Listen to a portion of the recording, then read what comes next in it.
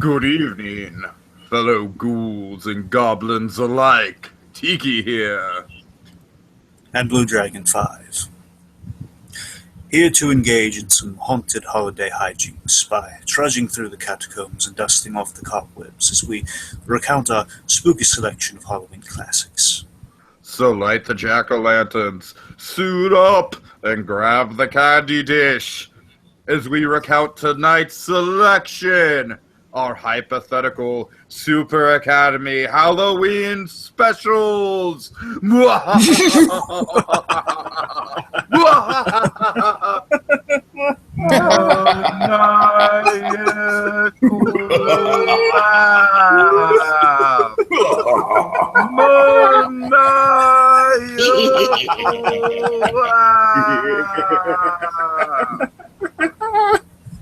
I don't know if you guys caught that, but that was Sloth Master trying to do the maniacal laugh.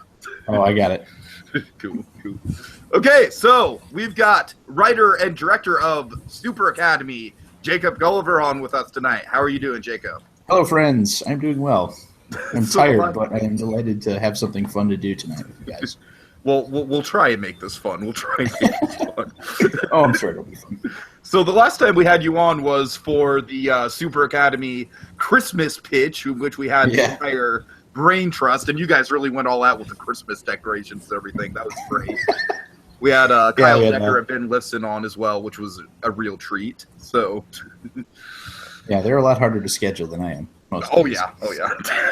Understandable. You know, your people have to call their people, and so on and so forth.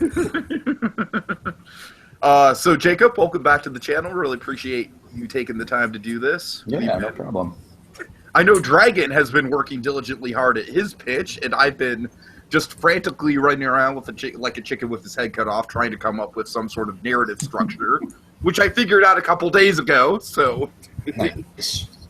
So I don't know, Dragon. I'd say it's fair to say you're going to have the better pitch in this equation, but maybe I'm just selling myself short. Who knows? Well, the main reason that this kind of came about is when we were doing the Christmas pitch, it was kind of mentioned that at least definitely by Kyle Decker, he wasn't too fond about the Christmas theme. They said, you know, we would love to do Halloween. They kind of gave me after we did that, I kind of thought in the back of my mind, you know, what if we did Halloween? That'd be kind of cool. Like, what would be the pitch? I came up with my pitch. Man, that'd be.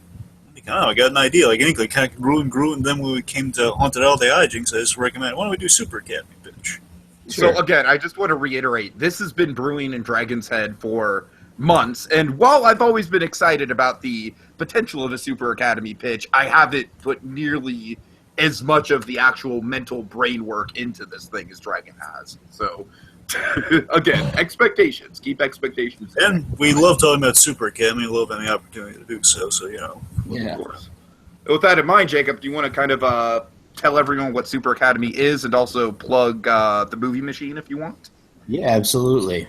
Super Academy is a show about a group of young people at a college for superheroes. It's sort of a satire of the superhero genre. Because, of course, in a world where you are going to become a superhero, you have to get a degree so you can get a good job in the superhero field.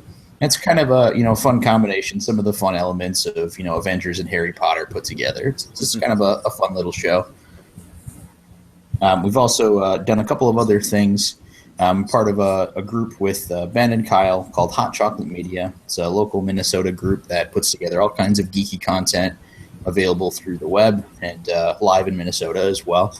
And we're doing a podcast called Movie Machine, which is basically the idea is we get four funny people together and then we have them make up a movie really fast based on a random suggestion from the internet.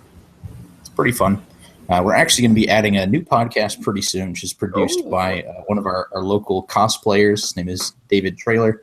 He's an actor and stage combatant as well. He frequently cosplays as Captain America, and most of the nerds around town know him as Captain America. It's basically about history of various different forms of combat, martial arts and popular culture, and stage combat culture for film and TV. And it's really interesting. We're going to be adding that in the near future here. That sounds really interesting. Got a few details. Yeah.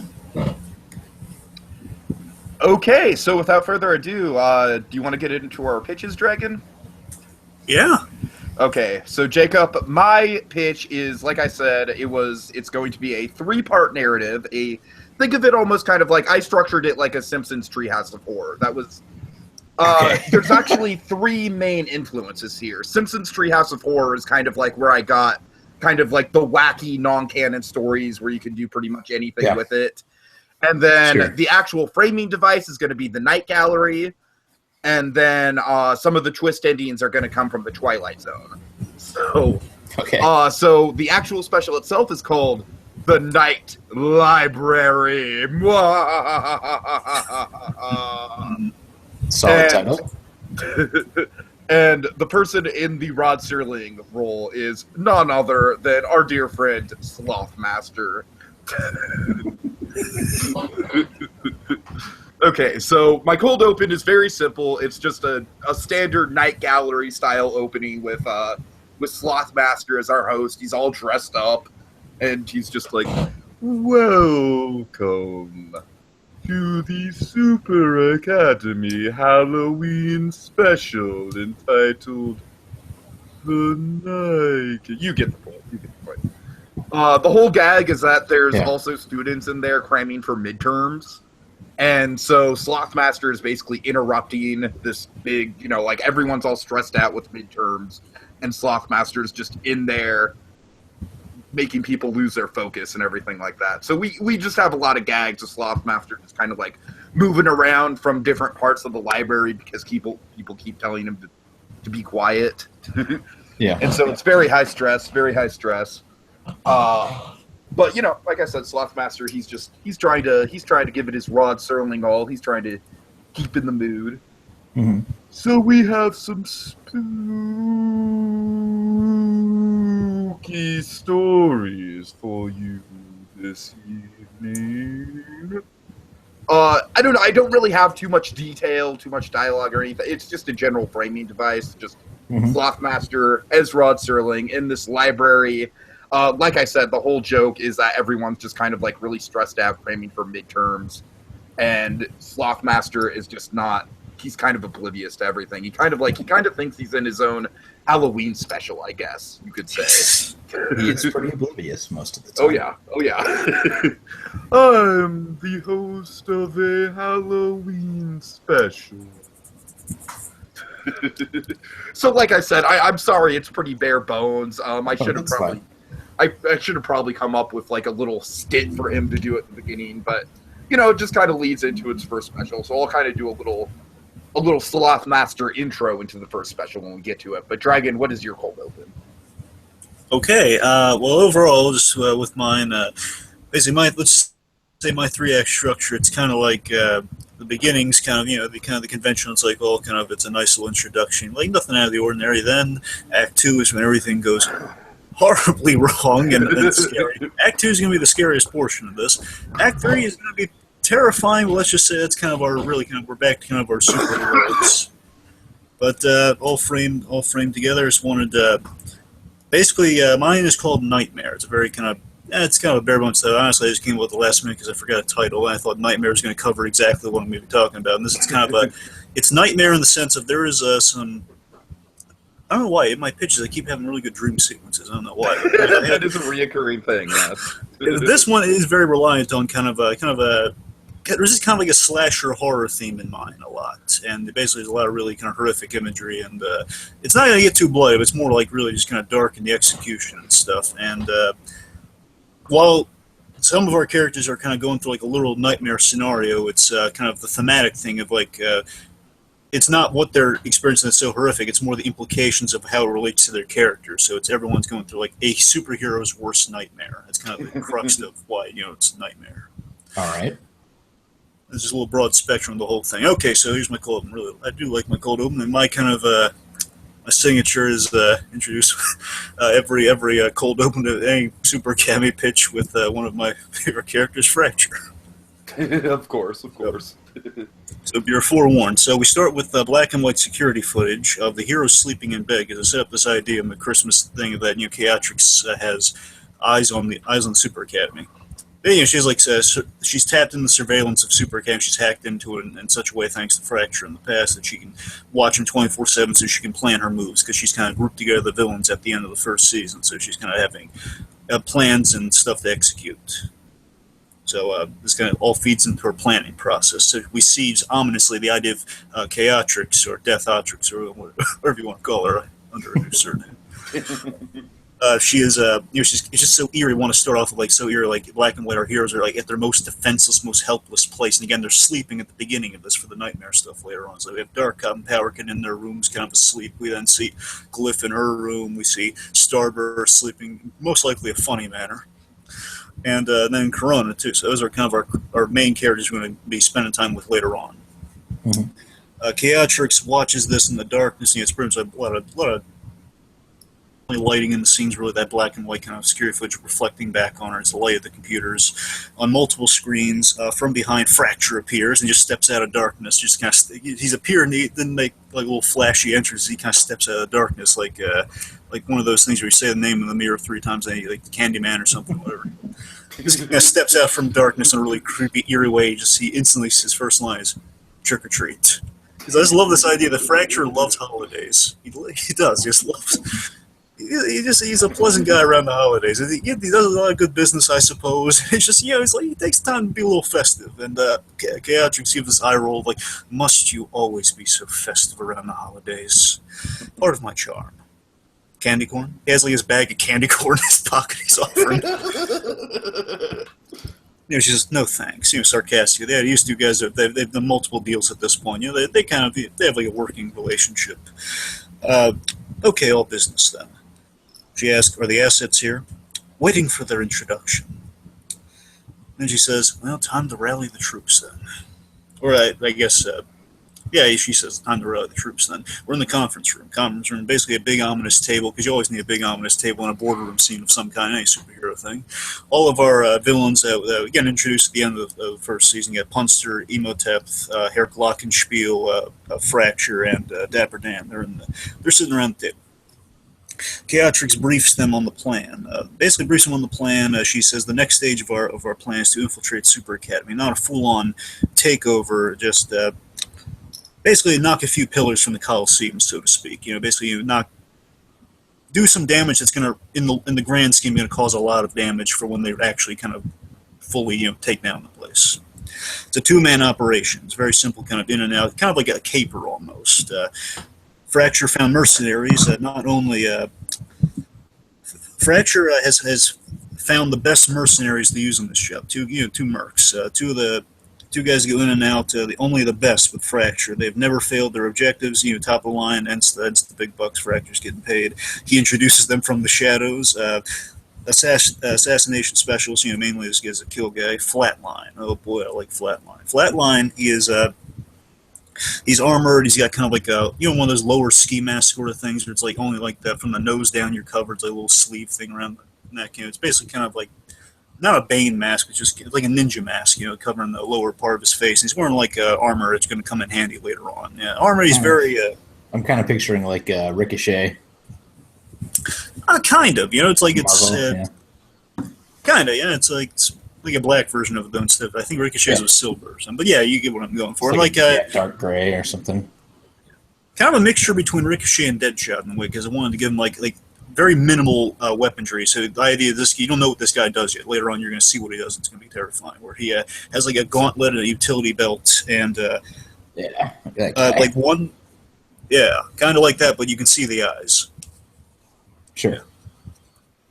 Yeah, like when ninjas pull the mask up or something. But I'm sorry, the different forms of ninja. I might be confusing people. Sorry. So my point is, Fracture has like Flatline. He's got a utility belt. He's got like a few pouches built into the gauntlet. He's importantly my favorite detail. Of this guy, he has like a heart monitor watch. Like the watches that kind of like they detect like a heartbeat, like kind of give you like beats per minute.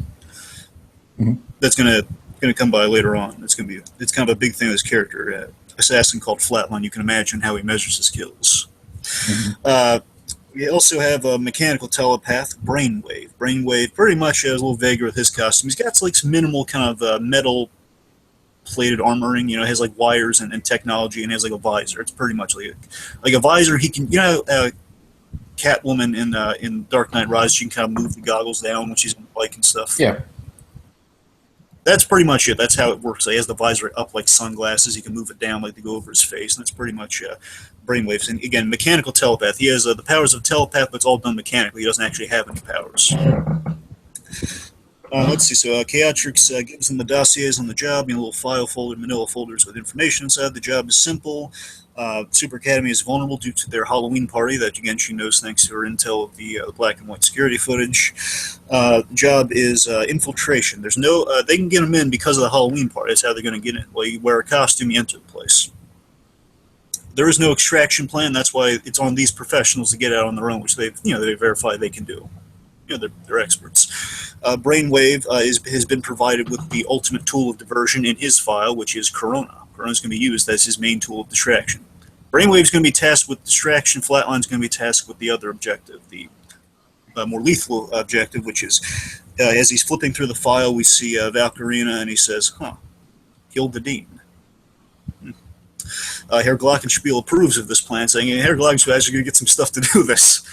This one he gets to say, okay, I approve of this plan. You're killing the Dean of Super Academy. All right. What about the other ones? What about the student body? It says no kills. It basically tells Brainwave. Brainwave will be contending with the students, don't kill them. Herr Glockenspiel raised an eyebrow at this. Trust me, it'll go. It's all part of the plan. And he says, okay. Puts a little trust in Chaotrix in the beginning here. It's going to be challenged at the very end. We'll put a pin on that. Punster, gives random puns. I'm terrible at writing puns, and he makes random puns. He's in the scene, maybe like a few Halloween-related puns. Let's see, the mercenaries confirm they can do the job. The Chaotrix is pleased. Fracture says, happy Halloween, as he bites into a piece of candy corn, and we transition with lightning, and that's the cold open. All right. Cool. Okay. So I think I'm going to use the same system that we used before for rating these. Just alter it up a little bit for the theme. So I'm going to rate it in. I'm going to rate it in stars, which is how fun they are, and then I'm going to rate it in reels, which is how cinematically exciting I think it is, or like what the structure and how interesting I think it would be as a film, and then I'll rate it in pumpkins, which is how Halloween-y it is. Nice. And how much it fits with the theme. So I'll do out of 5 for each one. Currently, I haven't really been disappointed by anything yet, so. Oh, just you wait. Just you wait. I will not take anything away. Currently, you're at. I have a feeling you're going to be disappointed as soon as you literally hear the title of my next short. Okay, yeah. But yeah, right now you guys are at full 5 in every category because I'm enjoying this tremendously. Okay. All right. And on that note, let me just tell you something that's just going to bring down the mood of the whole evening, all right? Just literally suck all the air out of the room, all right? You ready for it? So the name of, like I said, all 3 of my shorts are parodies. So with that in mind, the name of my first short is, brace yourself, The Sunset Saga, New Moonbeam. Oh boy. Yep, we're going there. You almost had me. Oh, God. Okay, so this is, like, by far, it's the one I've spent the most time on, but it's also the one I'm the most worried about. The second one is just, it's got a lot of cool concepts behind it. I just haven't had time to flesh it out all that much, so I don't have all that much. Can I just for a moment acknowledge how cool Moonbeam is? Yeah. Yeah, it really quick, just the third one I have is just straight up homage, and it didn't really take much work. It's just like, let's just fit all the characters into here. But, Dragon, you mentioned Moonbeam. Yeah, absolutely. And one of the things that I want to do with this special is kind of highlight some of the more obscure characters of Super Academy, some of the supporting players. So people like Dark Cop and Power Kid are going to be in the background, but they're definitely not going to be the main focal point of any of these specials. I just want to kind of make that clear. So, okay, so I am, oh God. So we start with the Night Library introduction by Sloth Master, and he simply states, "And now it's time for a story from the world's most terrifying genre of literature. The young adult novel. So basically Moonbeam is essentially the Jack Skeleton to all the ghosts in Super Academy. Huh. He's the one who puts on a really, really big, elaborate party for all the ghosts on Halloween. So she's kind of like the ambassador to Halloween. But she lights her head on fire. No, not necessarily. Not necessarily.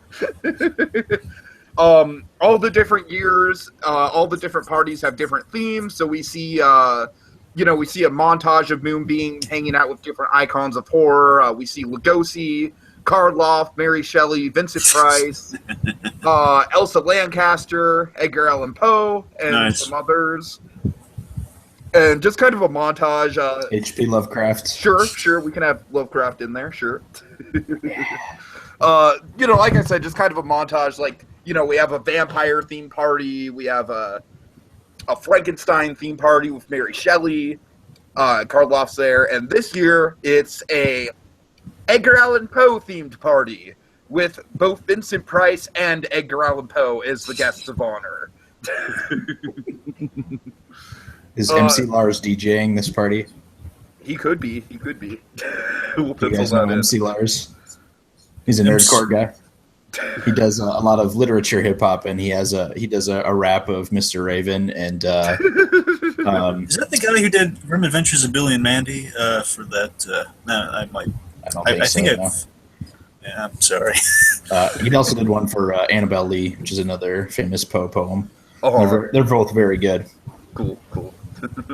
Anyways, Go on. Okay, so Moonbeam is, she's getting ready to celebrate this year's Halloween party. Really putting together the plans. Maybe we have an homage to the Nightmare Before Christmas scene where it's like, "Oh, Moonbeam, I have the plans for next year's Halloween. I need to go over them with you so we can get started." But something is going to distract Moonbeam from this Halloween party. And it can only be the eternal love of an undead creature. So first of all, Moonbeam spots Commander Cobalt reading the Sunset Saga, which is, of course, a parody of Twilight. God. Oh, jeez. Might I just say I have a couple running gags that run throughout all three of these specials. Commander Cobalt having some ridiculous World War II story is one of those running gags. A Duck Washington specials, they might want to just kind of shorthand it, Of course. Yeah. Okay, so Cobalt just, Moonbeam, at first Moonbeam kind of tries to play it off like she's above the young adult novel stuff, which is going to play into the joke later. But she kind of scolds Commander Cobalt. She's like, "Commander, I never would have thought that you of all people would be into such smut." And then Cobalt just goes off into a war story. He's just like, "One day in Korea, there was a Halloween party. Oh, God. And I was dressed as a vampire. And I fell in love with a girl. But that girl was stolen away by a man that was dressed as a werewolf. So Moonbeam, yes, you better believe that I get personal satisfaction in these novels. I am always Team Edwin." Team Edwin, of course, being the Edward Cullen parody. So the whole joke is that Cobalt is just, of course, very, very passionate about the whole Team Edward, Team Jacob thing because of the whole having a girl stolen away by a guy dressed as a werewolf. Again, not a real werewolf, just a guy dressed as a werewolf. Yeah. Okay, but the whole joke is, after chastising the saga, Moonbeam immediately sees this sparkly vampire person who is a foreign exchange student. Of course, we'll have some gags about the sparkles and all that. Of course, you gotta have it. And what is he, Glitter Lad? Sure. Let's do it, Glitter Lad. I didn't really come up with a name for him, but sure. So she falls in love with him. But then on her walk back home, it's in the middle of the night, and she sees it's a full moon, And guess who's a werewolf? Just guess. Is it Sloth Master? No, it's not Sloth Master. Is it Glitter Lad? Is it No, it's not Blifson? Glitter Lad. No, it's Dark Cop. That would not have been my guess. So Dark Cop, the whole joke of Dark Cop in the running gag is he is just a different creature each special. In this one, he's a werewolf, inexplicably for no reason. In the next one, he's going to be a robot, inexplicably for no reason. Like I said, it's just kind of part of the running gag. So Moonbeam is obsessed with both of these men. She is obsessed with Twinkle Lad, and she is also obsessed with Dark Cop, simply based on the novelty that he is a werewolf. No other reason, just simply based on the novelty that he is a werewolf.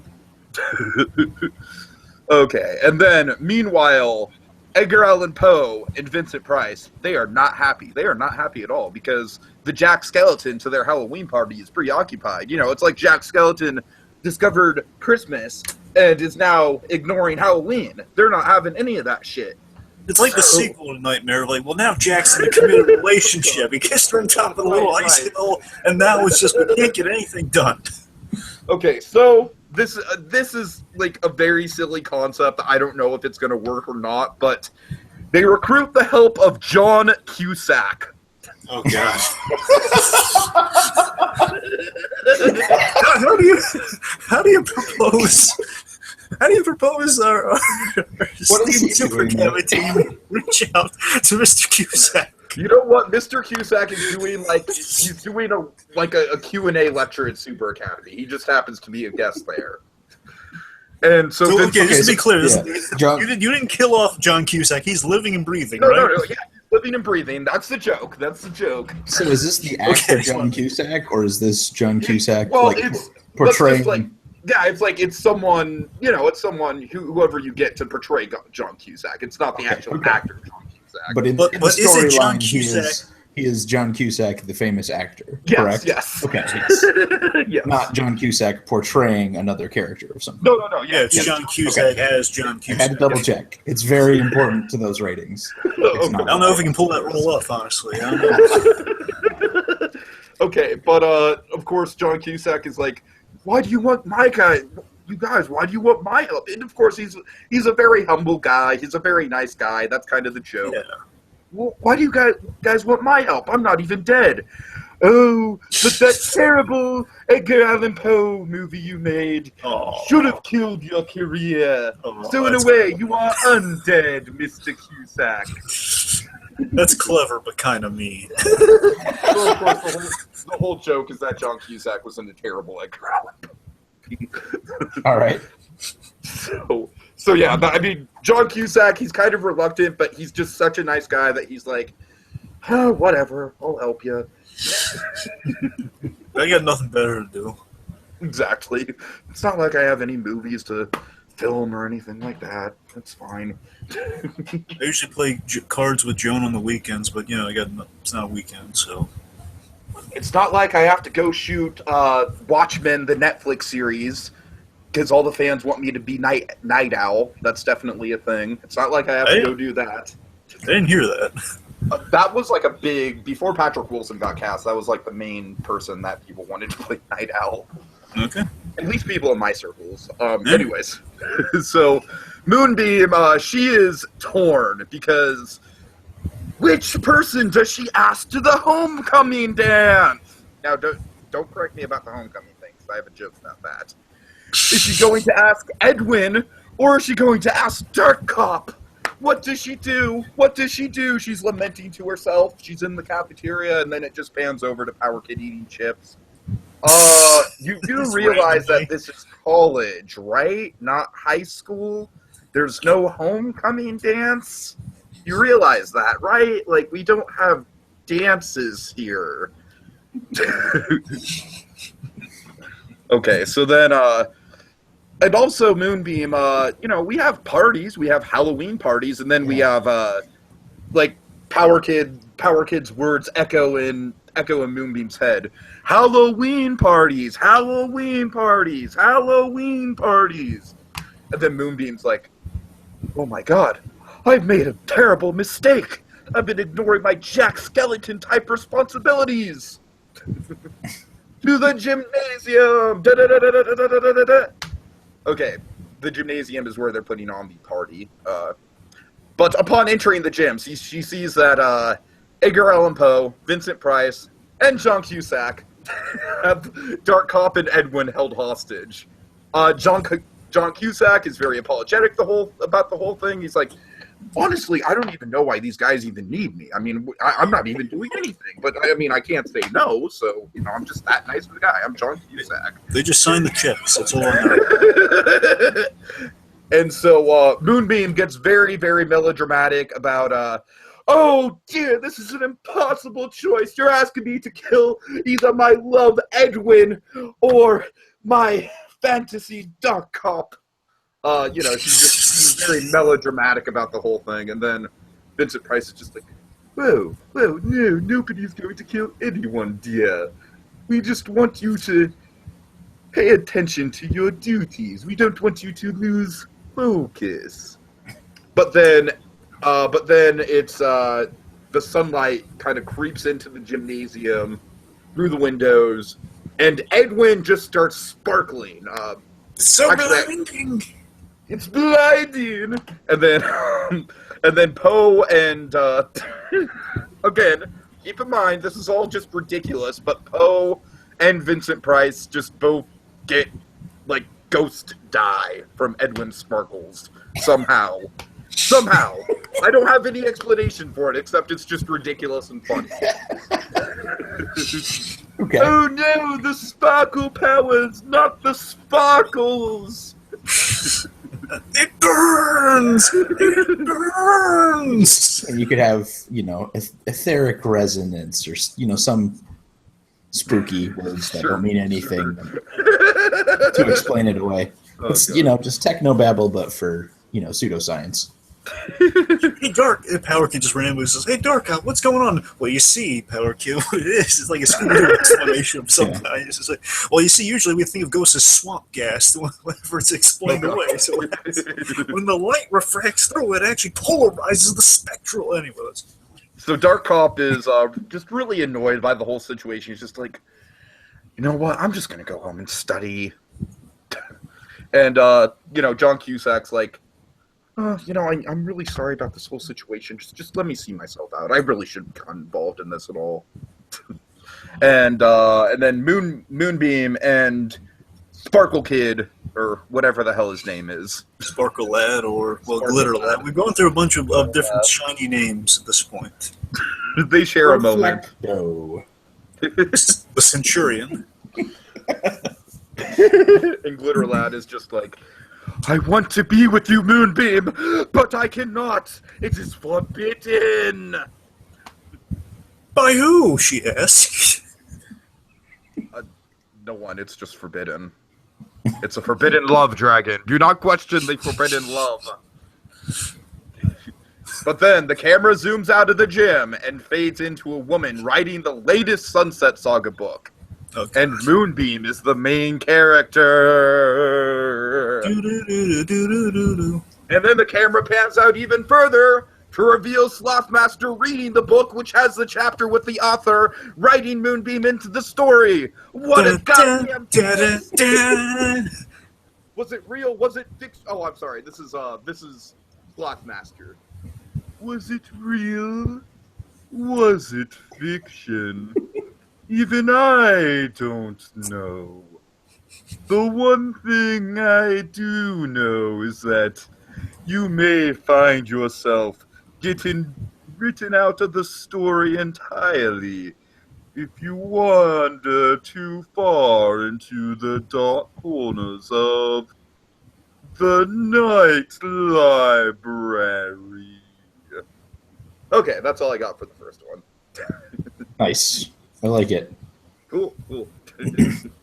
I'm going to... I'm glad you just didn't leave the podcast immediately upon hearing I was doing a Twilight parody.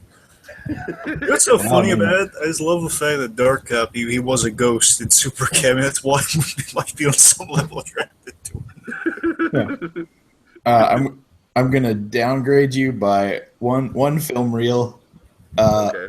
mostly for the fact that you included it is a Twilight parody, but that you actually gave the Edwin or Glitter Lad or whatever his character is lines, because that just ruined it for me. But everything else was perfect, very fun, very Halloweeny. So I'm only detracting that one reel. And I very much enjoyed that one. Cool. Yeah, good. Yeah, it was funny enough. I like that. It was definitely kind of a spite-filled parody. Oh yeah, definitely spite-filled. Oh yeah, no, I particularly love just like how mean you were to John Cusack. But he's a nice guy, though. That's a little joke. So fucking funny. Funny, I mean, that's Cusack John lookalike. Cusack's whole shtick is that he plays the nice guy in every movie. So Yeah. I kind of wanted to play on that. How good is Runaway Jury? Seriously, that was a good one. Okay. Okay. So, okay, Act 1 for me then? Yep.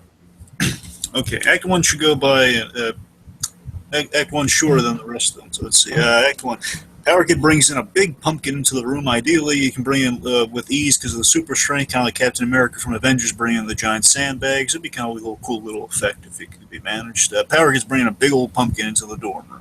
You know, he and Dark Up's here. Dark Up's at the table. He's doing stuff. As Power Kid carves the pumpkin with his bare hands, which would be a cool thing, again, using the super strength kind of minimally, kind of realistically. Well, you know, he's like, he can, with a finger, essentially, you can kind of poke in there and kind of like carve the top as like taking the seeds out. He's kind of carving the eyes in there. As he's having a conversation with Dark Up, doing all of that while he's kind of conversing with Dark Up, his super pal. Dark Up intends on patrolling during Halloween. Basically, he mentions like, "Hey, Dark Up, what are you doing this Halloween?" He says, "Oh, you know, Power Kid, I'm just patrolling for miscreants around Halloween, you know, that sort of thing."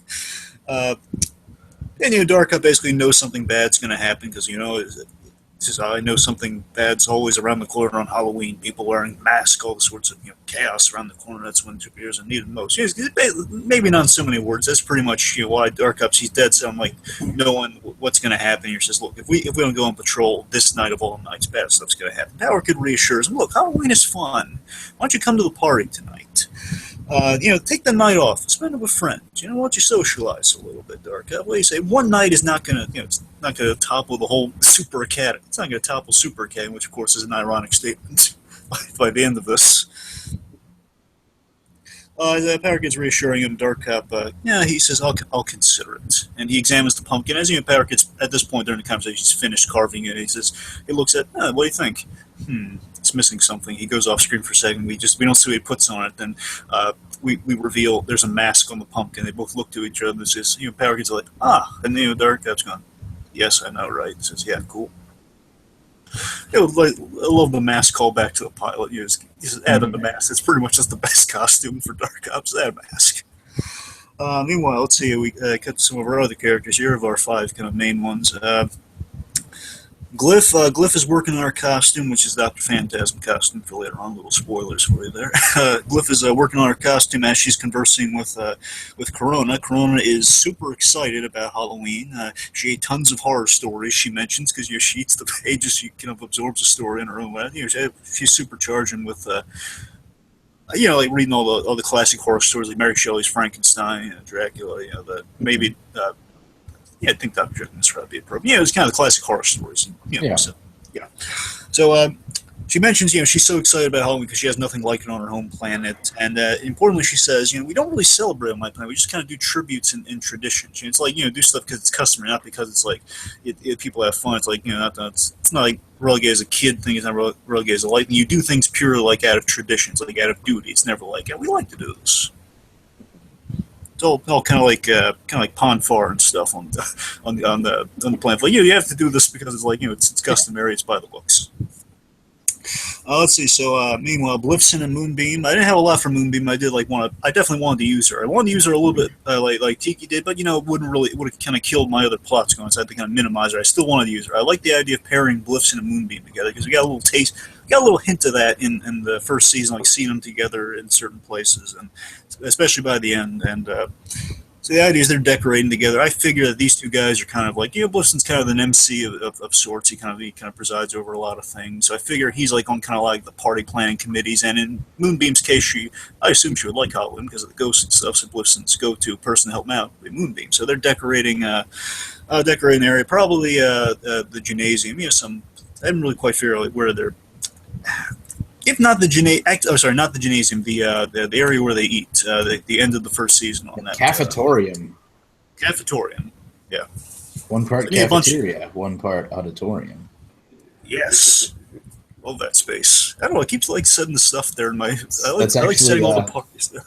That's actually at the college where Ben and I went to school. It's at MCAD. Oh, awesome. Oh, nice. So I always really like that setting, by the way. It's such a great kind of... you said it's like the cafe set from Seinfeld. It's like they always kind of go there, have their conversations. It's like it's like a cross between that and Jerry's apartment from Seinfeld for me. Anyway, let's see. So, Blifson and Moonbeam, they're decorating that space. The atmosphere being built up thanks to Moonbeam. Sloth Master is tasked with carving the perfect jack-o'-lantern for the evening, which is kind of a setup that he's slowly carving. He's using his claws, using like some nice scalping tools. We see him drawing it out in the beginning there on paper. He wants to make the perfect jack-o'-lantern. And we have a time-lapse gag of like times passing and passing and passing. He's still working on pumpkin the party start at this point. Nice.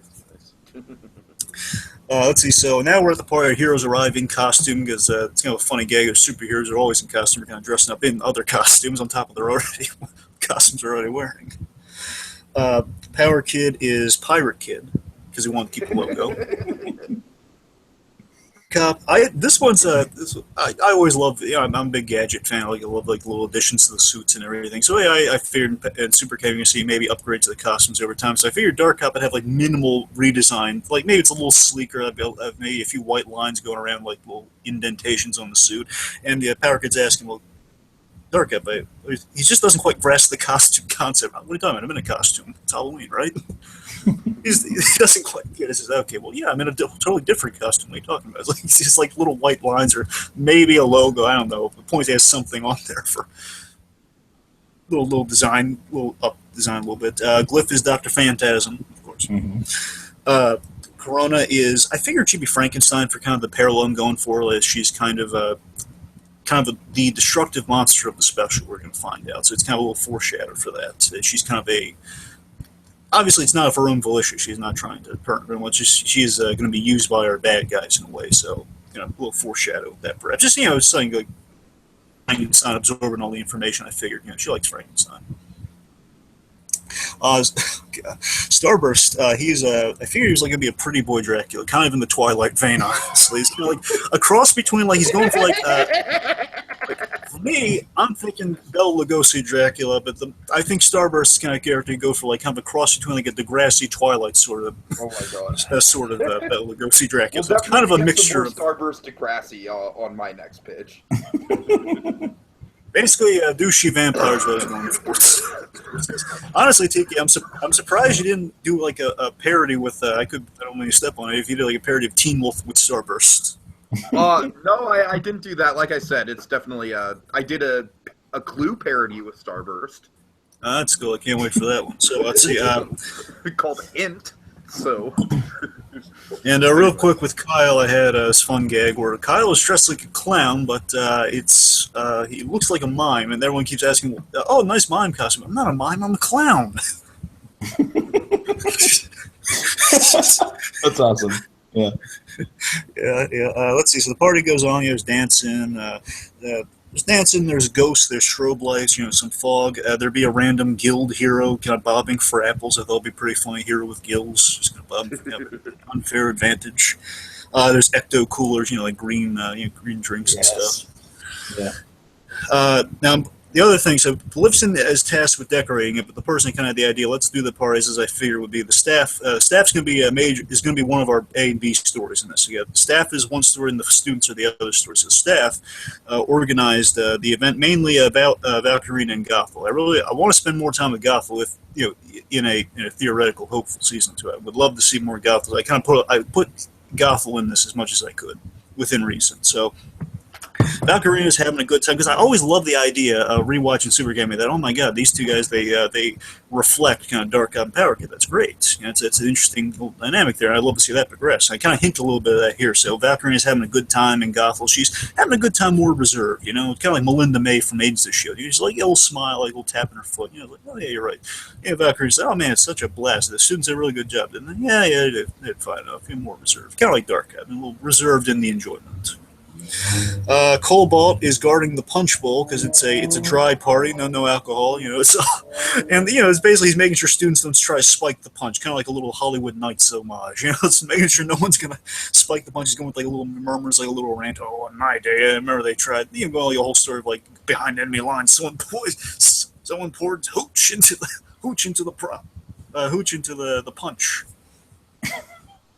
I don't know. He's going like a Duck Washington special. I think Becker pointed out like it's impossible to kind of like you just got to write down, let him improvise, let him go crazy with it. Just give him a guideline. It involves spiking punch. We usually just when we had stuff like that, we would just tell him like, here's the points of exposition that need to be in your line. Here's an outline for what we wrote, and then said let's do like one as it's written, and then we'll do like 4 or 5 where you can just do whatever you want. That's awesome. So now the terror is going to start to creep into the parts. We got all sorts of fun Halloween, buy the books. All right, yeah, it's Halloween. So Flatline and Brainwave at this time, they slip into the party in their costumes. Again, perfect kind of seamless entry point to the party. Flatline is a surgeon with a mask, hence the name Flatline.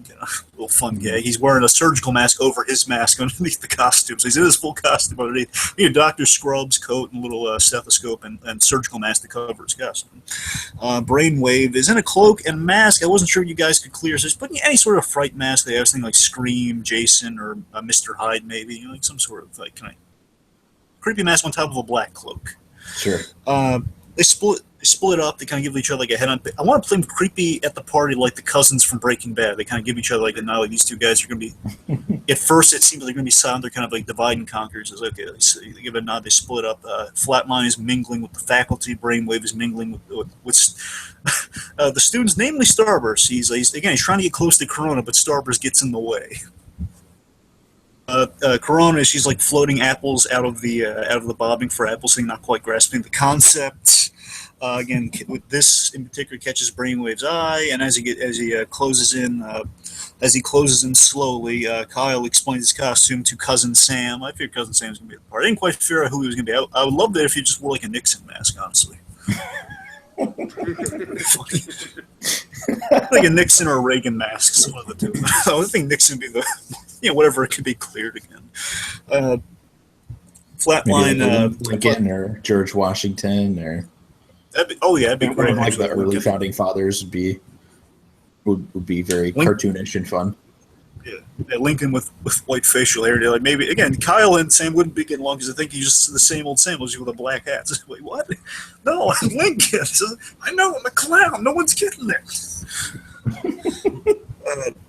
Let's see. So Flatline is again. He's mingling with the faculty as Starburst buddies up to Brainwave to his at first his annoyance. He's enamored with the cool costume. Oh my god, man! Starburst is like chatting up like Brainwave, and Brainwave wants nothing to do with him. So, oh my god, man! That's a sweet costume. It's annoying the crap out of Brainwave initially before he works it to his advantage. Dark Cop and Power Kid have a moment together. Real nice moment. I always like to squeeze a few of these in there with the pitches. That that little moment of Dark Cop accepting that. He mentions, I don't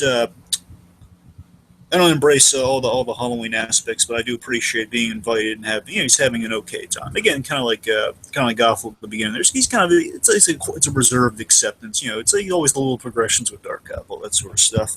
Flatline, Brainwave give each other that look, a signal that okay, now we're going to divide and conquer. Because now Brainwave has Corona in his sights. He has a way to work it. Chaotrix observes this all in a kind of security camera on the side. We cut back to her, see her observing this thing, them giving the head nod like she knows, okay, now the plan's going to go down. Brainwave lures Starburst convincingly. Then he buddies up to him, just showing how versatile Brainwave is. He's, he's kind of luring him like a serial killer almost, like saying, to the room with booze. He says like he snuck in some alcohol and the lure Starburst and then the gang there. so he can slip it past Cobalt. And he tells the Starburst, "Oh yeah, man, I got some booze in the other room there. So let's go." He says, "Why don't you bring some girls too?" And he says, "Oh yeah, sure. Keep it on the hush hush though." He's just playing the Starburst. He just kind of notices the Starburst is a ladies' man. He thinks he's the coolest guy in the room. Say, "Yeah, man, be sweet. We could down these, and also we have some girls with us. You know any?" Of course, he looks to Glyph and Corona. Let's see. Flatline lures the faculty, except for Valkyrina, to the room because Valkyrina's kind of. You're gonna find she's like in the restroom at the time. Well, she's out of the room right now, the party, but basically lures the rest of the faculty with like the old injured student ploy. Oh man, someone's in the hallway. They're really hurt. You gotta come see him. Again, playing kind of like the luring, kind of like a Ted Bundy type. Powerkin and Darkup see that Glyph is kind of signaling as Corona's been swept in by the whole, yeah, let's go in this room, let's do some stuff. He says, oh, no. He's just signaling, PK, help me out here. And Powerkin's like, okay, Darkup, let's go. Let's help him out. Let's see what mess Starburst is getting everyone into now. They're all in the room. They're all in this kind of room to the side. So again, they're kind of away from the main party. Flatline, he locks the faculty in a room with a high-tech locks and makes sure they can't get out. You can't just bash down the door. Brainwave shuts the door behind him after our 5 characters are inside. They're along with Brainwave. Inside this room, he sneaks up behind Corona as they're all kind of like mingling, trying to conversing and stuff. But as from the cloak, like from the sleeve of the cloak, we have a few wires. Maybe, I don't know, done on wire. I don't know, like somehow to be puppeted a little bit there if you can manage. Otherwise, just places it on the back of Corona's neck and puts like a little device on like the wires kind of attached to her neck for a moment. And the idea is attached to her eyes glow with that kind of that yellow psychokinetic storm we saw in episode 2. It goes crazy, and all the students are knocked out in the whole room. All Brainwave's doing. Everyone's knocked out. They all fall to the floor. Brainwave removes kind of the mask and he takes the hook down. Valkyrina is alone in the dark hallway after exiting the bathroom. She's like looking around, so it's all creepy and ominous. The hallway's dark. It's maybe if you can get some rain on the outside, let's go for this atmosphere. It looks really ominous. We see Flatline kind of waiting, like right behind her. She doesn't see him quite yet. Very kind of horror movie. Now we're drifting into the horror movie of Act 2. The last little bit here is that he's waiting. She doesn't quite notice him yet. Brainwave is on the earpiece communicating and saying, "You're clear to go." And that's the end of Act 1. Okay. All right. I will. I like how this is going so far. I'm enjoying it. I do think it fits quite a bit with the theme. I am reserving my rank of enjoyment until I find out how the Sloth Master pumpkin plays out. So I can't give you an answer there. Okay. But yeah, otherwise, I'm enjoying this. I will keep my ratings where they are. Okay, so my Act 2 is a little short story called Hint. It is a parody of Clue in setup. Oh, God. But you just now got that? Hint, Clue? No, I was just thinking, oh, gee, I think it's really hilarious. I would also actually say that the plot is also a little bit of Invasion of the Body Snatchers as well. Cool. So we start off with everyone getting invited to Starburst's Degrassi-themed Halloween party. Oh, God. Now, I didn't have time to go through and research all the characters and which character would play. Oh, dude, don't put yourself through that torture. I know, which character would play. I've only watched the first. I've only watched the first episode of Degrassi ever. I've only watched the pilot. But suffice to say, that's what everyone is dressed as. They're basically all dressed as mid-90s Canadian teenagers. So among our main players here, we have Power Kid, Corona, Blitzen, Kyle, Moonbeam, and Glyph. They're all going to be kind of present at the party, along with some background characters just to spread out the crowd. When they arrive, they are greeted by none other than Dark Cop. Dark Cop is the first person at the party, and he is a fucking robot. Oh, yes. Just did Degrassi have robots? No, just go with it. I didn't think so. I just wanted to check. Like I said, I just want to reiterate, this is a Treehouse of Horror style story where I know. it's just out the window, all right? Okay. Does he have explanation for why it's a robot, or is it just randomly robot? I mean, there's an explanation for why he's a robot. There's not an explanation for how he's a robot. I don't care how. I'm Okay, asking good, why. good. I'm glad you don't care how. So I'm asking, what is the logic behind it? Well, the logic is that he is the only other person at the party besides Starburst who is legitimately acting like a fan of Degrassi. He's like, "Hi guys, are you excited about Starburst Degrassi party? I'm so into Degrassi. I love Degrassi." And Starburst's like, "Yeah, it's my bro, Dark Cop. You know, we're Degrassi bros. We go way back." Oh, that's great. Okay, so they start with a Trivial Pursuit Degrassi edition, of course. Dark Cop is getting all the answers right. Starburst is getting annoyed that nobody else has even coming close to getting the answers right. Everyone's just kind of like sitting around awkwardly, like just kind of guessing at it, like I don't know, like, you know, like which character got pregnant during season 6 of Degrassi Junior High? You know, it's like I don't. There's a junior high of Degrassi. How many Degrassis are there? I can tell you. Do you want to know? Is it an absurd number? Yes, there's the kids. What's the number? There's 4. There's the kids of Degrassi Street. There's Junior High. There's High.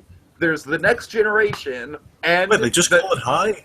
Yeah, Degrassi High, Degrassi Junior High, Degrassi High, Degrassi the Next Generation, and Degrassi the Next Class. So there you go. The Next Class. Yeah, the Next Class. That is the most. That's the name they went with. Well, they just ran out of ideas. Okay, frankly, I think that's a little bit more creative than the Next Generation. I mean, come on. Well, but Star Trek: The Next Generation. I'm saying Next Generation's kind of cool. At least with Next Class, they're keeping to the school theme. But anyways, I digress. I digress. So no one else is even coming close to getting the right answers. They're all kind of like awkwardly fumbling through it, and then the lights go off. And this is going to be one of those stories where the lights go off and suddenly someone's killed off. And that happens multiple times, except instead of being killed off, they're turned into a robot like Dark Cop. No explanation at all. Like, absolutely no explanation. They're just simply a robot. Wait, so is the corpse robotic, or are they walking around as robots now? Is what? Yeah. Say that again, Dragon. Is the corpse robotic, or are they just now robots? Take your guess. It's not explained. Well, it's kind of a difference. One's walking around, one's on the table flat. Okay, or are they replaced with like synthetic versions of them, and then the real That's what I'm saying. Yeah, somewhere else. Yeah. Let's say they're just kind of programmed to act like robots. How about that? Okay. Okay, there we go. So they're in their own bodies and they're acting like robots. Okay. Yeah. And the person who was the first victim, is Sloth Master. I love Degrassi. My favorite series is The Next Generation. No, it's Sloth Master has a buffering problem, so he takes even longer now. Yes, that's a good idea. My favorite buffering. Show is sorry. Go on. So I would say this is probably the most absurd scene in this particular special. So, Starburst forces them to do a role-playing game, and Dark Cop is playing a teen girl who's revealing to Sloth Master, Dark Cop's boyfriend, that she's pregnant.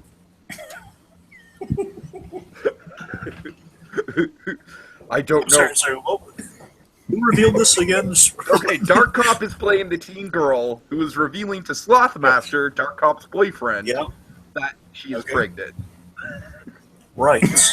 Because honestly, that's like the one thing that's kind of reoccurring with Degrassi, is that everyone gets pregnant on that show. Do they switch genders like that too, or? I mean, no, they don't switch genders, but might be a more interesting show if they tried that one.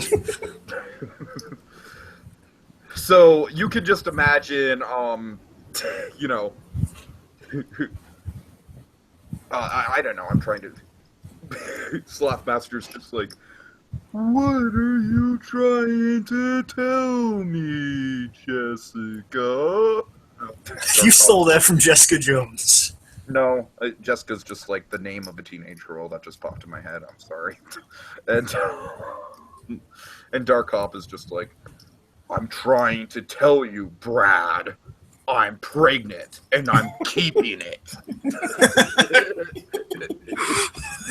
And you have to learn to live with that decision.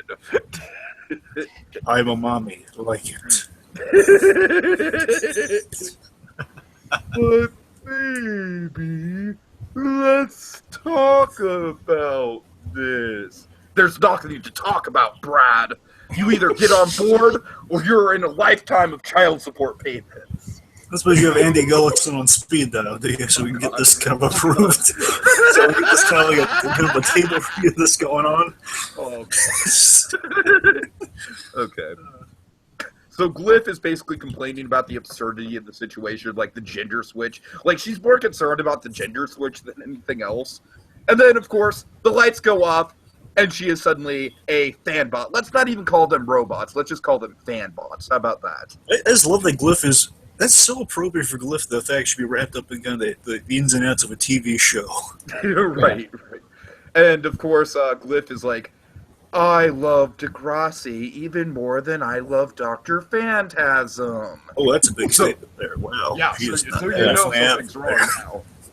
Oh, yeah. Okay, so Dark Cop gathers everyone around for a marathon of all the Degrassi Halloween specials spread out over all the series. Corona is actually legitimately sucked into the show and becomes a fan. She's just like, ooh, this actually seems interesting. I like this. And, of course, just inexplicably, she also just starts to talk like a robot as soon as she gets into it. That's funny. That's funny. She does have the ability to empathize with anything. And so you know the comedic trope of, you know, like, why don't the people just get the hell out of the house whenever something's going down? Yes. That's exactly what Gliston and Kyle do. They just peace out. They're like, okay, guys, this is getting too weird for me.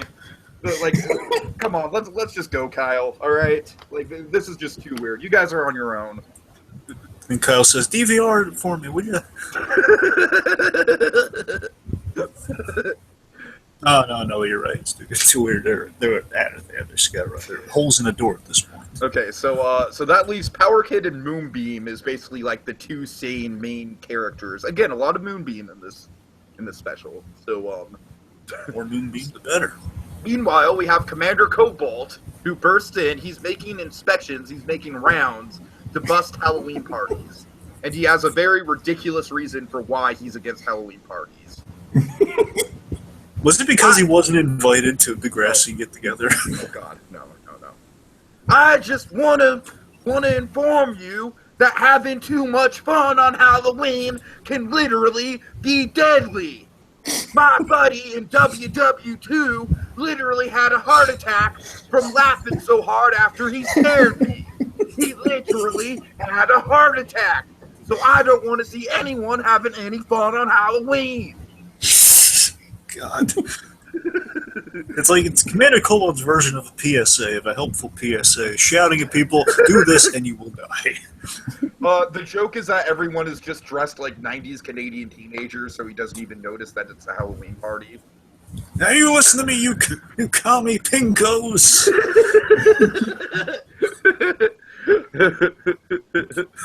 This Dawson's Creek party has gone on way too long! Just he doesn't I love know that he what just show. does it. Yeah, he does the wrong show. That'd be great. I didn't mean to squish up on it. Dawson's Creek Cobalt everywhere. Okay, so Power Kid's healing factor when it comes to alcohol wears down, and suddenly he just becomes very belligerently drunk and joins the rest of the robots. Leaving Moonbeam as the one sole survivor. The one person who has not become a Degrassi fanbot. So what does Moonbeam do? She conjures up the ghosts of all the dead characters from Degrassi. The characters died on Degrassi? Yes. There's a whole Wikipedia. How many? No, listen. There's a whole Wikipedia page list of characters that have died on Degrassi. Wow. And it's a comprehensive list. Okay, so It's Dark it's Cop. astonishing how dangerous. that kind of stuff happens, though, isn't it? Like when you like want to look something up from like a weird piece of pop culture, and then you go in and there's just like this deeper and deeper well of like completely useless information that you Oh, just trust get me. I mean, if I had sucked more into. time, I would totally just like work in all these weird in jokes and stuff. But I don't want to put myself through the trouble. I mean, Bates Motel, I get, because that show literally welcomes murder. But I mean, come on, Degrassi. Just kind of a fun, Sounds like.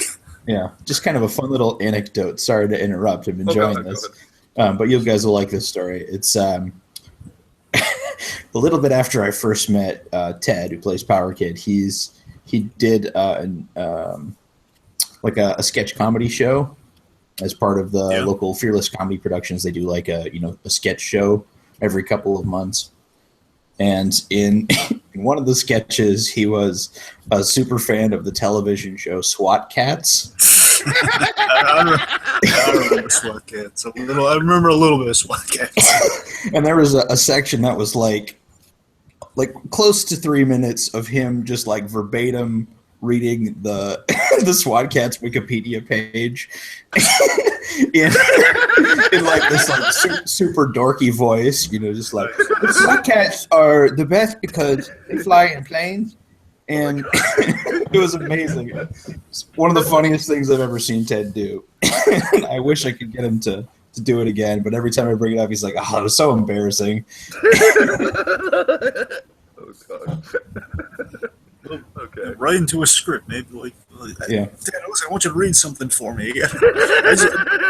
I'm shopping this around. I need I need to hear an actor's voice deliver this. Can you please give it a shot? Yeah. Okay, wait a minute. This is familiar. And why are you recording this? Gulliver, I trusted you. Why?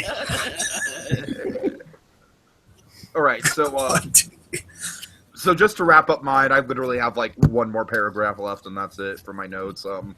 So Dark Cop is snapped out of his robot trance after he realizes that it's just the characters that died and not the actors that portray the characters, and therefore them being ghosts makes absolutely no sense. So Dark Cop's detective skills kind of go through his fan-robot trance, and the rest are gradually pulled out of their trance. Starburst tries desperately to get the people to stay, but they all say no, they all leave, they all peace out, and then Starburst is just like, "No, we were about to watch the marathon! There was time now! There was time!" And then it cuts back to Sloth Master. "So next time you try to force your interests onto another person, just remember that your fandom might just land you in the socially isolated dark quarters of the Night Library." Alright, that's my Act 2. Awesome. Yeah. I'm gonna have to detract a couple reels from this one because, to be perfectly honest, the plot doesn't make any sense. But the other ones are staying where they are. I'm completely enjoying this. Okay. And to be fair, I really didn't try to make the plot make sense. So that's Sure. Yeah, the whole point is to just have some fun. Right. Robot suits are expensive. And This is true. I just love stretching out the Degrassi thing from Starburst's character. I just love it. One of the Jones early, in on some Degrassi. yes, in one of the early drafts of Super Academy, we had Deathside have like a pair of cyborg or like robot bodyguards, and we scrapped it almost instantly just because there was no way we were going to be able to afford it. I tell you that does sound awesome. Cyborg bodyguards. Just love hearing that just said casually. Oh yeah, we had some cyborg bodyguards for us. Well, when you're writing and you haven't put it together yet, you want to write like it's as if you had all the money in the world, but Yeah. when you actually figure out how much you have, then you have to look at it and say, okay, well, here's what we can manage, and scrap the rest. Yeah, we get 4 cardboard boxes and paint them silver, and then make it look cool. That's about it. Yeah, and the cyborgs are. Cyborgs cost money, folks. When you look at the new Justice League film, remember, could be cardboard boxes. Oh no! No, just have motion tracker suits and CG everything on. Yeah, I don't understand why he has that red light on his chest. It always looks. Anyway, so Act 2 then. Folks, I warn you, with weak constitutions, you may want to kind of wait for the post credit scene, because from this point forward, things are going to get really kind of scary and intense. Just kidding. Okay. Okay, so let's see. So Act 1 left off. Valkyria, she's unaware of the threat that's looming behind her now. As we give the okay, take her down. Remember, Valkyria, she's kind of a Flatline's target at this point. So Flatline begins removing his costume. He's starting with the surgical mask. Just kind of get his battle gear on. He's trying to remove the cumbersome things. Before he can finish doing that, though, Valkyria sees him in the reflection in the window. It's it's like a window in the. I'm thinking like a hallway with a window at the end of it, perhaps. Dark atmosphere. I think lighting would be key in mine, maybe. I'm just saying they have a lot of lighting stuff in Act 2. It's kind of occurred to me, so we'll see how that goes. She asks who is she and where are the others? Where are the other faculty members? Because she remembered, she's still in half of the costume. She knows, oh, you're the guy from the party. Where are the rest of them? Well, what's going on? He says, "Oh, you'll be joining them shortly." Oh, they'll be joining us shortly. He introduces himself as I'm a mercenary, and he introduced himself as a mercenary. He's been hired to attend this little shindig. He gives her the news that the students are indisposed right now. They're knocked out. They're indisposed right now, which infuriates Valkyrie. The idea that someone's infiltrated her school and is now threatening her students, and they're knocked out and they're not doing so good. That's really infuriates her. Basically, what he's trying to do is goad her into an attack. He's trying to get her to make the first move. So as that's kind of ramping around, she's trying to ask the smart questions first. She's asking, why are you here? Why are you here? Who are you? That sort of stuff. It says.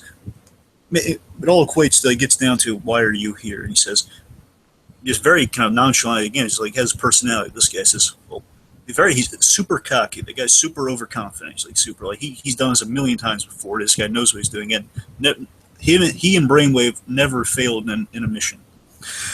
I'm here to kill the Dean.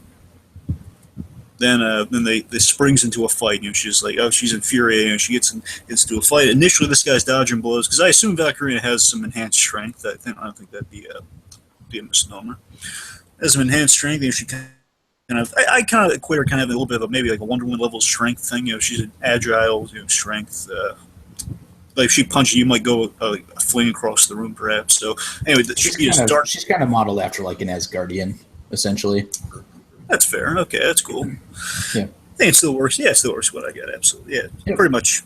Okay, so anyway, Norse mythology instead of Greek mythology. Whatever. Yeah, sure. Right. Let's see. So anyway, so she darts into runs towards him. It's not that much of a space run towards you. She kind of goes towards him. He dodges a few blows because one blow could really hurt him. We see a few lockers get dented. As he dodges a few punches, he pulls out a little scalpel and he kind of slices her in a few places. Basically kind of as he's dodging under the punches and stuff, and kind of slicing her a few spots to kind of throw her off. She grabs him and throws him across the room. This kind of rips some of the scrubs out of the costume, which reveals the armor underneath, which is going to come in handy during this fight. He's throwing it clear across the room. You may not see all of it. You see her throwing him, and we cut to him being across the room. Gives a you can't really see him smirk, but you get a sense of with that little he's excited now. Okay, I stirred the beast. Now we can actually get into it. Meanwhile, Glyph awakens. Remember, all of our super. Remember, Corona was. The back of her neck got this little device on. Brainwave has manipulated Corona, basically getting into all the students' heads. She can get into the Dark Cop's head, and you kind of talk to people as a comm system. So the idea is, what Brainwave has done, he's tapped into her untapped potentials. That her big, wild, untapped power from the end of the energy episode was kind of utilized and targeted thanks to his mastery of the technology and stuff too. Like, let's just say everyone's worst nightmare, and their own personal demons kind of brought out in kind of a theatrical way of like nightmare sequences. So Glyph awakens out of all of them. Glyph's going to be kind of our the lead character of this. So Glyph awakens in a dark room only lit by a single jack-o'-lantern. She goes closely. By the way, it is intended to be the jack-o'-lantern that Sloth Master is slowly working on. Whole special, and that's going to come back later on with the actual physicalized payoff of that. Is jack-o'-lantern's on the table, like where it was in the scene earlier on. She gets closer. She's looking around. Basically, we get a jump scare reveal that after the thing gets blown out, so now the room's dark for a moment, and like a lightning flash, pumpkin's revealed. Basically, a giant kind of pumpkin-headed, not a giant, it's a pumpkin-headed monster in a cloak, so you can cover up the fact there's probably going to be someone wearing like a pumpkin up underneath. So it's a cloak with like 3 pumpkins: pumpkin for the head and 2 mini pumpkins for the hands. There's like pincers of pumpkins. Kind of jack-o'-lantern pincer sort of thing. And he grabs her, it's like trying to bite her hand off, like, you know. Very much like if you ever seen the Monsters vs. Aliens Halloween special, it's kind of like the pumpkin monster there. It's like underneath, you can imagine it's like a bunch of either small pumpkins or you don't see it, but a bunch of small pumpkins, all in one shot. Small pumpkins and like the brown green vine things on top of the pumpkins, making up that. So she's getting into a fight. With, you know, he roars like, here's his roaring and cackling, also like kind of like the Sleepy Hollow. She conjures up a sword. She cuts off the head. You beheads the thing. Basically, the head falls off and shatters, and then she thinks it's done, and then she ends up stabbing him through the chest, which is like 2 other pumpkins or things, and like as the cloak is like drawn off, like we have enough close shot of like stabbing him in the chest, which is stabbing 2 pumpkins. It's like, as the chest plate. She cuts like the arms off, and like you see the pumpkins like give a like we hear a sound off screen. She spits out seeds as if she's got into a big old fight, like I'm spitting out the blood of my opponent, but she's spitting out pumpkin seeds like. And wipes her face. She gathers her bearings. It's exposited to herself. She's giving herself a little bit of a pep talk, just kind of like, okay, I've been trained for this. All right. So basically, she recognized, as we saw in episode 3, she knows she's like in kind of a false state. She's in like a dream state. She's in like a dream world, so to speak. She's in her own head. She realized this because she's been through this stuff in class with Madame A's class. So she's like, okay, I've been trained for this in Madame A's class. I got this. She uses a portal to kind of get a glimpse of what's going on the outside. You take some conjuring, so she can kind of get a glimpse of like what the outside of the physical world is, like what happened. She pieces it together, like, okay, we're all knocked unconscious, walking around. Okay, he's the culprit. Gets an idea to get the power. She has to get the power, can get to the rest of the guys. The bodies are nearby each other, so the next body next to her is Power Kid's. Okay, you got to get the Power Kid's mind. She sees also, I guess she sees like the wires like attached to all of the necks, maybe, I don't know, something like that. I didn't quite figure that part out. The point is like she's making the logical jump to, okay, I'm going to get in the Power Kid's head so he can help me out of this. I'm going to wake everyone up. We need to get to Corona. Corona's all the way over there. Pretty. It's not too convoluted, is it? No. Yeah, just got to get the Corona, but on the way, got to get the Power Kid's. Power Kid's like right next to her. Corona's on the other side. So we're in Power Kid's head. We get to see what's going on with him because he's our next stop, and she's working on a way to get to his head, but it's going to take some time. It doesn't work like that. She's still learning. So Power Kid's nightmare is going to be really scary. So we're in a basement or whatever the ending location of season 1 was. The big warehouse. Yeah. You know, where the big warehouse setting. Basically, I want to try to recreate kind of the last place where he fought his father. So it's that location, ideally with intense red lighting, which we kind of had a little bit there already. So it's intense red lighting. He runs into a skeleton. Skeleton grabs Power Kid, like from behind, like bony hand grabbing his hoodie. The skeleton is like looking him right in the face. It's like, the skeleton's like looking him right, like kind of staring him down, even though there's no eyes. He peels, and this would be kind of a cool effect if you maybe use like some elastic or like some white tape or something. Basically, the idea is the top of the skeleton, kind of like over the nose or something. He removes the top portion of the skull as if it were a mask. Removes it to reveal Michael Bloom's face. So it's like it's Death's side, but with instead of the mask, it's a skeleton. It's the skeleton's jaw, looking like staring him right in the eye with real creepily. And again, it's like you still never get a full view of Death's side, but it's still like the next creepiest thing. Oh my god, he's got a skeleton face. It's like that thing from Teen Titans with Slade, with the skeleton face. Death's side is revealed with that skull mouth. Looks really creepy. They see the shot of the skeleton. Death's side get face off. He is instantly repelled. He lets go, and he's freaked out. He turns around. We get kind of a lot of, I guess, like Slender Man-esque kind of cuts here, where he turns around and we have these scary reveals. Like, he turns back and he's gone. Kind of like an Arkham Knight thing too. You look around and the thing appears in front of you. So he hears Deathside's words from the ending of from his fight with him at the ending of season 1. Echoes about essentially also made some original things like never being accepted as a hero from the pilot. Way back in the pilot saying they find out about you, they'll never accept you, that sort of thing. He catches his reflection in a random mirror, and he notices he's in the coat. Like he turns around, looking in the mirror. Oh my god, he's in the Death Side costume. He's with the pants, the boots, and the costume. It's still his face, without a mask. Without a mask, he then turns around again, and the mask of Death Side clings to his face, kind of like Sam Raimi style. He's like trying to fight it off. Yeah. Like, the mask is adhering to his face, as he kind of wrap around him in the back, maybe, and it's really intense. We get from Power Kid's POV a little bit. There's like kind of like a Darth Vader, like an astronaut, sort of like you hear the breathing, like a Darth Vader breathing almost. He's horrified at his full reflection in the costume and everything. He gives like a no, and he crashes the mirror, punches through it. Crashes through like Harry Osborn from Spider-Man 2. He's just walking through it. He sees, and this is never familiar. He's just walking aimlessly around. It's in darkness, and he sees Dark Cop in like a single spotlight. He goes over to the Dark Cop while he's on the ground. He runs to help his friend.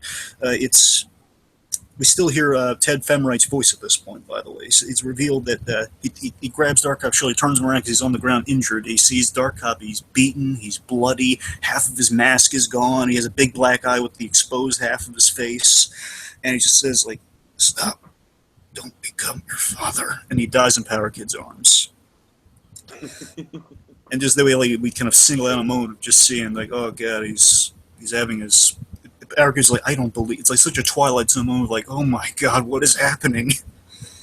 Meanwhile, Dark Cop awakens, not in the dream, but he just awakens where everyone else is knocked out. And you're going to be wondering why that is. We have a simple explanation in a moment. He sees a brainwave kind of playing...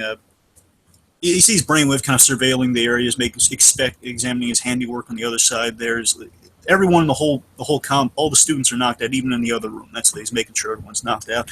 Dark Cop plays possum as he kind of wanders back into the room until he gets close enough. He surprise attacks Brainwave. He Superman punches him into the other room with all the other students are. And again, that pumpkin is still on that table, by the way.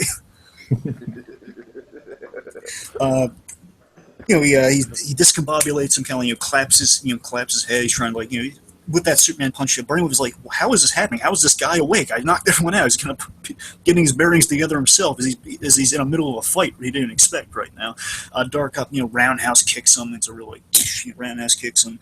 Brainwave gets his bearings after that. He used like a little sonic device from the suit to kind of screech into Dark Cop's ear, so he himself is a little distracted. So again, he can get his bearings in the fight, get the advantage. This allows Brainwave to get a few hits in. But yeah, remember he doesn't have super strength, but he has like metal armor on, a few metal pieces of the tech he's wearing. So he punches Dark Cop a few times, gets a few hits in. He hits Dark Cop with a candy bowl and just shatters it on top of his head, which brings Dark Cop to the ground. Like candy's flying all over the place. He spies, as Dark Cop's on the ground, his neck is exposed, the cape's like to the side or something.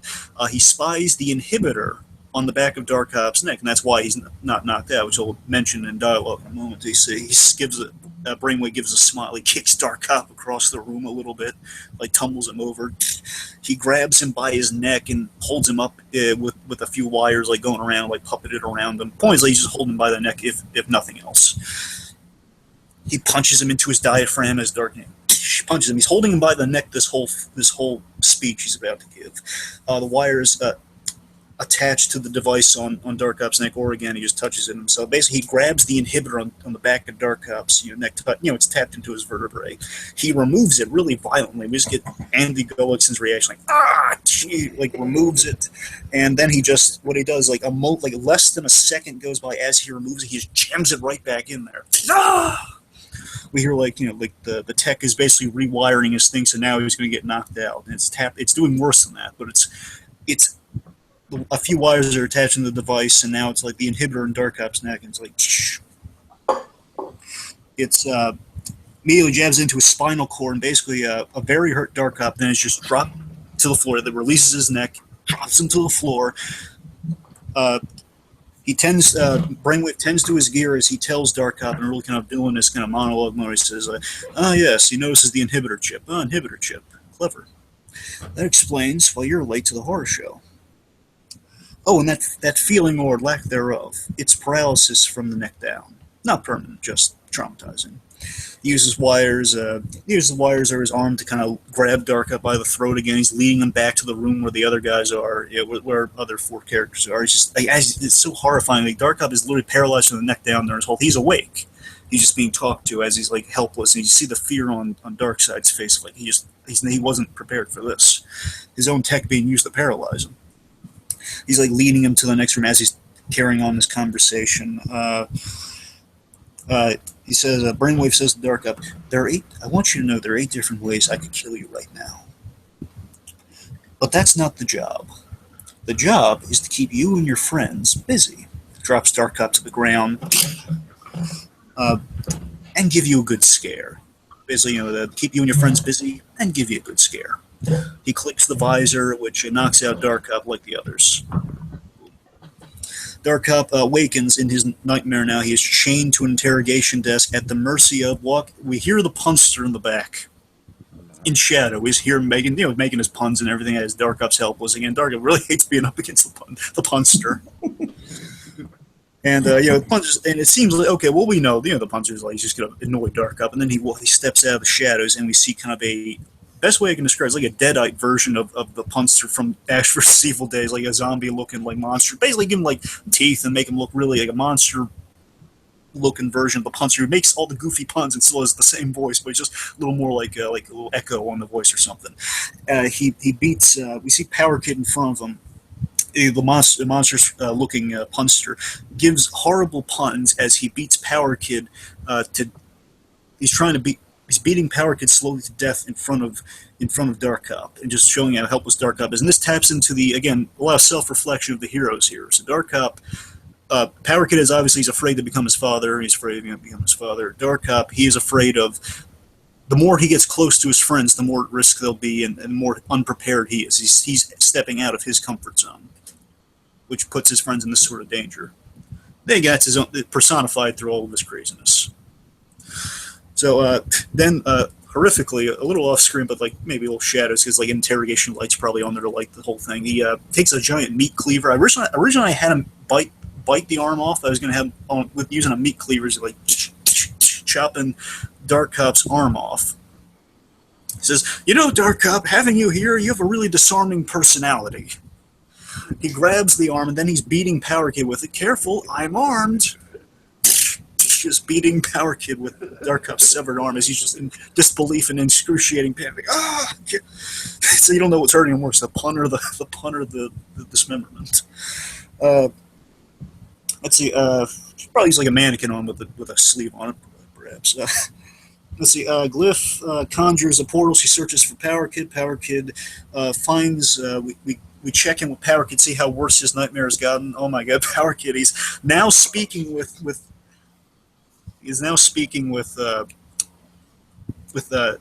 Alex Jeffries' voice, which I thought was really cool. It's Ted Femright, but with Alex Jeffries' voice, and it's delivering a really good performance of he's playing it as Power Kid, not as Death's side. So Power Kid finds Chaotrix just stumbling around, whimpering, and he's Chaotrix, what's going on? And she falls into Power Kid's arms, and the scary reveal, she looks up, impaled on his fist, because he hit her that in the end of last episode, again, fearing what if he goes too far into his direction of his father. like blood on his fist. She's like falling into his arms, and looks as if, oh my God, she's impaled in my arms. And her last words are, "He'd be proud." He'd be proud. She dies. Glyph approaches. Power Kid is panicked to see Glyph there because everyone he's encountered, the idea is everyone he's encountered has died in a horrific manner. He doesn't want that for Glyph, so he's panicking. Oh, he's so scared with Alex Jeffrey's voice is in itself unnerving of him doing such a human performance through the Death Side persona. Power Kid's panicked, tells her to stay away. Stay away! She calmly explains this isn't real. He chose not to be his father. He gives him a pep talk. You chose not to be your father. It's what drives you. Remember this. Puts her hand on his back, and she removes the mask. Your Power Kid, my friend. And now he's on board. He snapped out of it. He kind of closes his eyes, and then the whole thing's gone. He's like, okay, now they're on board for the next stop is Dark Cop. Almost. Act two goes on because all the scary stuff. It's almost done. Let's see, Valkyrie. We check in with Valkyrina and Flatline their fight. Kind of round two of this fight. Valkyrina is not faring well. We see the armor is like she's punched the armor through, and it's absorbing the blows as part of the plan. There, he's bouncing. It's bouncing. He's using the bounce of the force to kind of come back at it with like a really kind of concise, calculated blow that's going to hurt her a lot. He does this really eerie thing where he punches her right in like a really timed move in the chest, which stalls her heart for a moment. It's like, because it's the idea of like if you punch someone, and there's an actual thing from what I've heard, is like if you actually punch someone at the right time, you could actually stop their heart. So he knows that sort of heartbeat. That's the terror. Like he's punches her right there, kind of stalls her in fear of like what the heck's going on. He tells her he tells her there's like a calculated hit or a sequence of hits will stop or burst your heart. I have time to kill, so don't let that happen yet. And he says, okay. The fight continues intensely. Valkyrina is wearing down. She's getting really tired out from this fight. And again, the ticking clock of, oh my God, if he hits her in the right spot, her heart could stop. Power Kid and Glyph, they snap Dark up out of his thing. They boost his confidence. Again, he's watching the other Power Kid being beaten up. He encourages him. I thought of a really good pun, by the way. Oh, what do you got? I like the idea that he continues on with beating him with the limb, and Dark Cop begging him to stop. He's like, "Oh, don't worry. Pretty soon it'll be your turn to be eliminated." Oh yeah, that's brilliant. That's awesome. Somewhere Kyle is just clapping with joy. Delighted that I made a pun in his honor. Oh yeah, let's see. So they boost Dark Cop's confidence like this horrific situation. Anyone would be terrified. Everyone would just be like out of their minds, like, oh my God, how do I get out of this thing? They encourage him because he's distracted with how much he's afraid for his friend's life, as well as his own a little bit too. Says Dark Cop, Power Kid tells us to his friend Dark Cop. He says, look, Dark Cop, I'm right here, and also you're always prepared. You can find a way out of this. I know you. Dark Cop, he basically finds some mythical way to pick the lock with one arm, and he's out of there, and just from behind, the puncher's in the middle of a pun or something. Basically, kind of like as he turns around mid pun, it's Dark Cop looking really pissed off at him with one arm. He throat punches him in the middle of a pun, so he stops him from completing the pun, and then Superman punches him into a place where the thing it reminds him that he's in a dream is when he punches him so hard in this dream. Now Dark Cop's taking control back. He turns the plume of white dust is left. And Dark Cop, he closes the eyes. He awakens. He sees he closes the eyes and he gets his bearings with the three of them still in his headspace. He sees, he has two arms again. Okay, it's all good. We're next. And as they're explaining, okay, here's what's going on, Dark Cop, he just cuts him off with the explanation. I already know. He already figured it out. We need to get to Corona next. And then Glyph informs him, yeah, we got to, but we got to go via Starburst for that. And they all three collectively go, oi, that's up. You got to go through Starburst is head next. Oh, God. So let's see. Faculty awaken. They were also. I'm sorry, I forgot to mention. They were kind of gassed while they were locked into the room. So he's trying to stall for time with the faculty, and you'll see why. Gothel works on the escape. She's picking locks. They realize they can't. Cobalt tries knocking the door down a few times. He just hurts himself. in the locker room, she's picking the tumblers and the mechanisms and everything as Cobalt rants about, like, it's all a conspiracy to spike the punch, I know it. Goes on like a Washington special, like, oh, guys, it's like the one time I tried to poison it way back in WWII. And we see Starburst's nightmare, and this is as dark as I went with the second act. There is a bit of levity with Starburst, so get ready. Okay. This is the most ridiculous thing you've ever heard. Oh god. So Starburst's nightmare, again, looking a little self-reflection with our heroes here, is Starburst's nightmare is that, he's not as cool as he thinks he is. So his nightmare is that Power Kid is celebrated and he's popular. Oh, no. He turns to Kyle, and Kyle snubs Starburst. He just snubs him. What the heck was that? And then we have Starburst, and again, as like the thing with the Power Kid, he turns around. Then they've switched costumes, so now he's in the Power Kid costume, and now Power Kid's in the Starburst costume. Oh, it would be just like. He'd be like wearing a blanket in that costume. He's so skinny. I know. And it's just going to look ridiculous. Like, oh my god, they switch costumes, and Power Kid is as Starburst. Power Kid as a Star Power Kid, whatever you want to call him, he's laughing at, like, ha ha ha ha, this over the top, like, ha, ha, ha, ha. He's laughing up, he's like living the high life. It's like Power Kid won the lottery or something.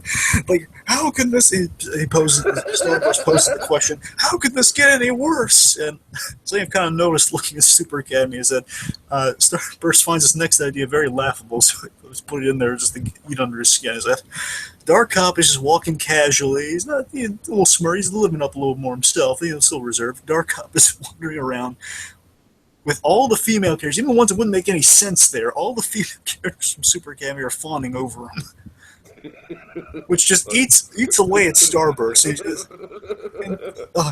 And then the rest of our heroes arrive, and they just they portal into the thing. They all give like a collective face pump, like, oh god, this is his worst fear.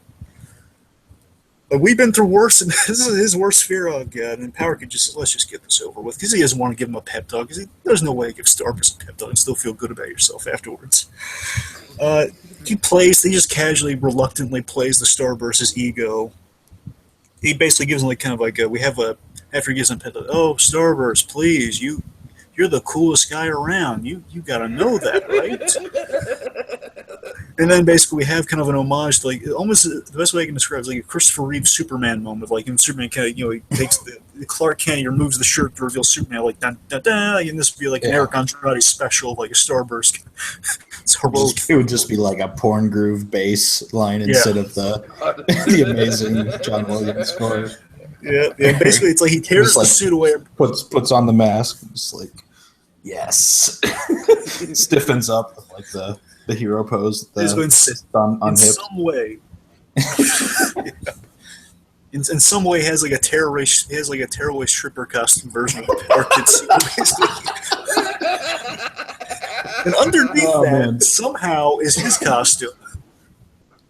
So basically, he's back to looking himself, and this is what he does. And kind of like the way Tiki and I have always described Starburst, like kind of one of our comparisons. I think the way I kind of write him, for me at least, is like write him like Bruce Campbell. At times he thinks he's as awesome as Bruce Campbell is, but of course, like Ash actually is, he kind of screws up in the end. So he gets on top of like a desk or a random desk or something. Gets up there like the stand taller than everyone else, and he fires a star burst bolt or whatever you want to call it. He fires the star burst energy. And in reality, his hands light up for a moment, and then he fires Starburst along the candy along the crowd. He just showers the whole place in actual candy Starburst, and he looks all disappointed for a moment. Then they all love the free candy. He's like, yeah, Starburst. And Starburst is then heralded in his own mind as a hero, like, oh, we love doing. They're carrying like the end of a sports movie or something, and then all our heroes like say, okay, let's just go get Corona now. They look for Corona, what's going on. Here's our ending to Act 2. We get a glimpse of what Corona's going through, which is really scary. Well, not scary. It's really really sad. Okay. Corona's alone in a room, and she's learning from sort of like a Princess Leia style message. I guess she's learning from some sort of pre-recorded message. Her planet, like a news broadcast, her planet exploded while she was gone. And she, in Walter White style, like from Ozymandias, she's just no words, no screams. She just, her whole world is literally gone. She drops to her knees and she is emotionally shattered. End of Act 2. Okay. Well, it's definitely spooky, so I'm going to keep the pumpkins where they are. I'm not having as much fun because people are getting tortured. But so I'm afraid I'm going to have to drop it down to 3 stars. And I'm going to subtract 1 film reel for the very specific thing that Glyph's Nightmare Monster was not a pop culture reference because she is a pop culture junkie. But it's still good. Okay. Okay. It's a very Alright. picky reason for me to take away a reel. Okay, so this next one is a concept I'm very proud of. I think it's just ridiculous enough to work. It is called A Colorblind Kyle Halloween, and it is essentially a Halloween version of a Charlie Brown Christmas. I love this idea already. I love it. Yeah. Okay, so That won me over already. I'm good. So of course we have like the slow piano music playing throughout the whole thing, you know. So it starts with Kyle and Sloth Master on the wall. Sloth Master has just a tiny little blue blanket with him. And he also sucks his claw. Oh, God. And Kyle's just like, well, gee whiz, Sloth Master. I just can't get into the spooky spirit of Halloween. I try and I try and I try, but I just can't get scared. I don't know what's wrong with me, Sloth Master. And Sloth Master's just like, well, gee whiz, Kyle, you're the only person I know who can take the spooky out of Halloween. I love that it's the Christmas special being done as Halloween. That's what I love. Okay, so instead of ice skating, we just have everyone roller skating in the quad. Dark Cop Halloween is here. Yeah, right. Dark Cop is dirty and filthy, and that's Oh, God. So Dark Cop is just to reiterate, he was a werewolf in the first special, he was a robot in the second special, and he is a zombie in this special. A pigpen zombie. Zombie, exactly. That's the reason why he's all dirty. It's so funny. Again, I made Punster a zombie. And he's raking leaves instead of shoveling snow. Okay, so Kyle blows decorating his dorm because he gets Christmas-colored lights instead of black and orange lights. Dang it, I can never get it right. I screwed the lighting in mine. But in spite of this, they all inexplicably agree to choose him to direct the annual Halloween pageant. This, of course, adds to Kyle's pressure, so he goes to Glyph, who reads his mind. So instead of Lucy being the psychologist, Glyph is the mind reader. That's the joke. So, okay, so basically Glyph reveals that colorblind Kyle's backstory is so vaguely horrifying. Again, vaguely horrifying. We don't know exactly what it is. It's just vaguely horrifying that he's immune to being scared. And this just sends Kyle into a tailspin of depression. Sloth Master, Kyle's like coming around the corner. Sloth Master tries to do a jump scare on him, but it fails because, Sloth Master's just like very, very slowly comes on. Did I scare you? Yeah, pretty much. Kyle appreciates the effort, but... Can you help me open this Snickers? Oh, God. Just has no, he doesn't actually care if the spook was good or not. He just it's all a pretense to get somebody to open a Snickers.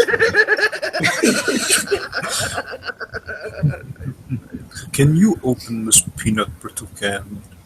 Oh, I keep piercing them. It's very hard to get chocolate off my claws. Yeah. Okay, so I don't like foil. we're at the pageant rehearsal, and of course, we just have all the characters doing the Charlie Brown dance. We have to have all the characters doing the Charlie Brown dance. Especially Power Kid. And then suddenly Cobalt bursts in, I forbid dancing on Halloween! It's gonna be Footloose now. Commander Cobalt prevents Footloose. I'm dying to know, who's Snoopy in this? Who's Snoopy? The dog from my Super Academy Halloween Christmas. Oh, come on! That dog. How about that? I did tell you that we had Corona. we were talking about giving Starburst a dog. Did I tell you about this idea? Yes, you did. Yes, you did. Yeah, his name was gonna be Whopper Jr. Yeah, He was gonna have his own cape. Yep. Ben wrote this little sketch that we never finished, but yeah, it was very funny with Whopper Jr. Okay, you know what? I enlist Whopper. Superman. I enlist Whopper Jr. to be the official Snoopy in this special. Then. Okay, so anyways, Cobalt. Cobalt should have a dog. It's a World War One. It's a World War II flying ace. It's a World War One flying ace.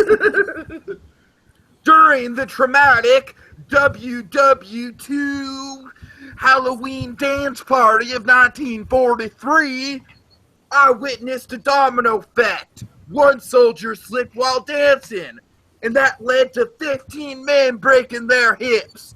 15 men! I had to cart them all to the paramedic myself, so I forbid dancing in the Halloween pageant. Okay, so like I said, just ridiculous, like, Cobalt just having, just the Duck Washington special 3 times over on this Halloween special. So, okay, so Kyle then realizes, guys, you know what we don't have that would make this pageant great? We really need to concentrate into getting more into the Halloween mood, and what we need is a pumpkin. We need a pumpkin, guys. Not a great pumpkin, just a pumpkin. A not-so-great pumpkin. Yeah, well, it is going to be a not-so-great pumpkin, so... It's the not-so-great pumpkin, Charlie Brown. Okay, so Kyle and Sloth Master go to the pumpkin farm, where just absurdly and inexplicably all the pumpkins are fake and different colored. They're tin, they're metal, they're foil, etc. Eric Andrade doing a Vince Guaraldi. Oh, of course. Just all the pumpkins in this pumpkin farm are fake, except for one tiny little pumpkin, one miniature pumpkin that Sloth Master takes in his hand. He tries to carve, and then the pumpkin just collapses. But then they see a slightly larger pumpkin that's still very unimpressive, and they take that slightly larger but very unimpressive pumpkin home with them. Sloth Master and Kyle try to carve the pumpkin. It ends up slightly less mangled than the very small pumpkin, but still kind of a mess. There's like a vague smiley face kind of carved onto the pumpkin, along with like a ton of claw marks.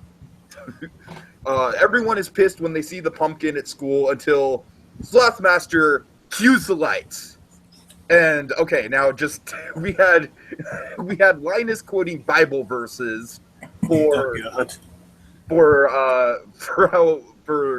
Christmas special. So, yeah, so in this one, we literally just have Sloth Master doing quotes from the Great Pumpkin, Charlie Brown. But maybe there is a great pumpkin. I've got a rock. Dear Great Pumpkin, I am looking forward to your arrival on Halloween night. You get the point. And that just I need hot water. Disinfect. I'm sorry. That just inexplicably just gets everyone into the Halloween mood. They're all just like, my God, Sloth Master's right! By Jove, he's right! Just, again, he's doing nothing but quoting Great Pumpkin Halloween. Or Great Pumpkin Charlie Brown, I'm sorry. And they're all just like, what have we done to poor Kyle? Poor innocent Kyle! They see that Kyle has taken his poor petty pumpkin and gone off, wandered off. So they meet up with Kyle, they join up with him. The gang gathers around, how in the Charlie Brown special, they gather around the tree and it inexplicably becomes a nice tree. Well, this time they gather around the broken, kind of shattered pumpkin that's full of claw marks, and then it inexplicably just becomes a very large jack-o'-lantern that's perfectly carved. Just all they have to do is just huddle around it in a circle. Yeah, have like a plant-themed hero just kind of comes on and just kind of fixes it randomly. And then the special ends with them singing Monster Mash to the tune of Hark. He did the monster mash. It was a graveyard smash. Kyle walks by asking, "What's going on here?" Okay, so like I said, it's basically just a Charlie Brown homage through and through. There's really not a ton of creativity I put into this thing. It's just mostly like, hey, how can I make Great Pumpkin? I'm sorry, I keep saying Great Pumpkin. How can I make the Charlie Brown Christmas into a Halloween special using the Super Academy characters? So, with that in mind, that's what I did. Honestly, I probably think it's maybe the weakest out of my three, just because, like I said, I basically just here's Charlie Brown Christmas with Super Academy characters, Halloween, yeah. But I still think it's a fun concept. So Sure.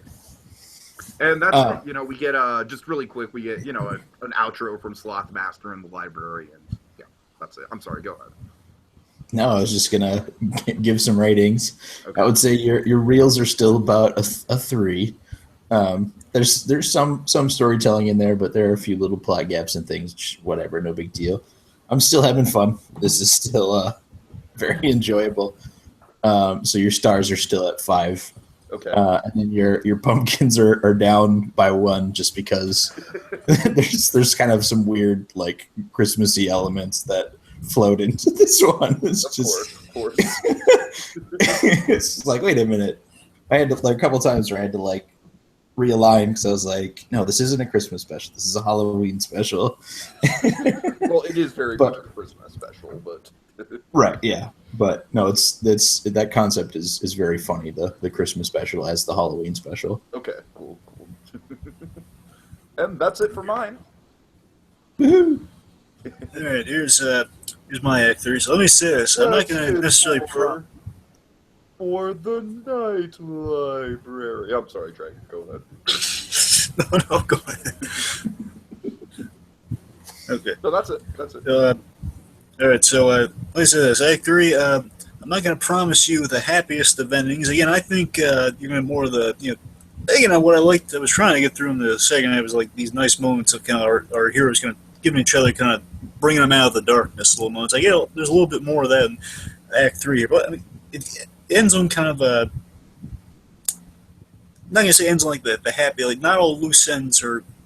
I'm sorry, I was trying to figure out how to phrase it. It's not going to be a happy end, but the post-credit scene is going to give us some good levity in it. So let's just say that much. The point is, it's going to be Act 3. Still, a lot of the action's going to pick up. We're going to get kind of our culmination of things here. So let's see where that goes. So, Act 3. So again, Corona's plan explodes. That was kind of the last real big down note of all the dark stuff in Act 2. So Corona's planet exploded, and we got a really real reaction. We're Alderaan!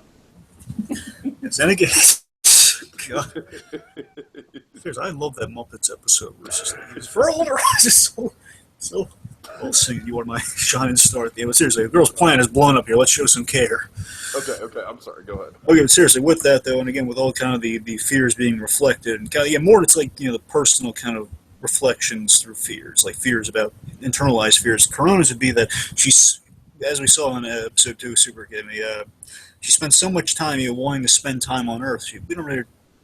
She hasn't really focused on, she's tried to avoid going home all this time. So now she's being faced with kind of the thought that's been in the back of her mind of what if you never saw home again? I mean, you're so focused on this home, you're dreading going back. But what if there wasn't somewhere to go back to? It's kind of like missing out on something just kind of flipped around. So basically, the Act 3 begins with kind of following that directly over her, the super pals, so to speak. They're all comforting a guilt-ridden Corona in a really nice, real way. And, Glyph and Darkup really shine in this scene. They're kind of Corona's guilt-ridden over not being home. Glyph is trying to lift her spirits, but how do you lift someone's spirits after that? Basically, a Krypton situation. How do you lift their spirits up? Just finding out about it. And importantly, Darkup, among all of them, surprisingly, kind of brings kind of kind of the most kind of uplifting kind of moment here, where he's just saying, he's giving kind of really analytical kind of advice to Corona, what she needs to hear, just saying, well, something along the lines of, you took the risk of coming here.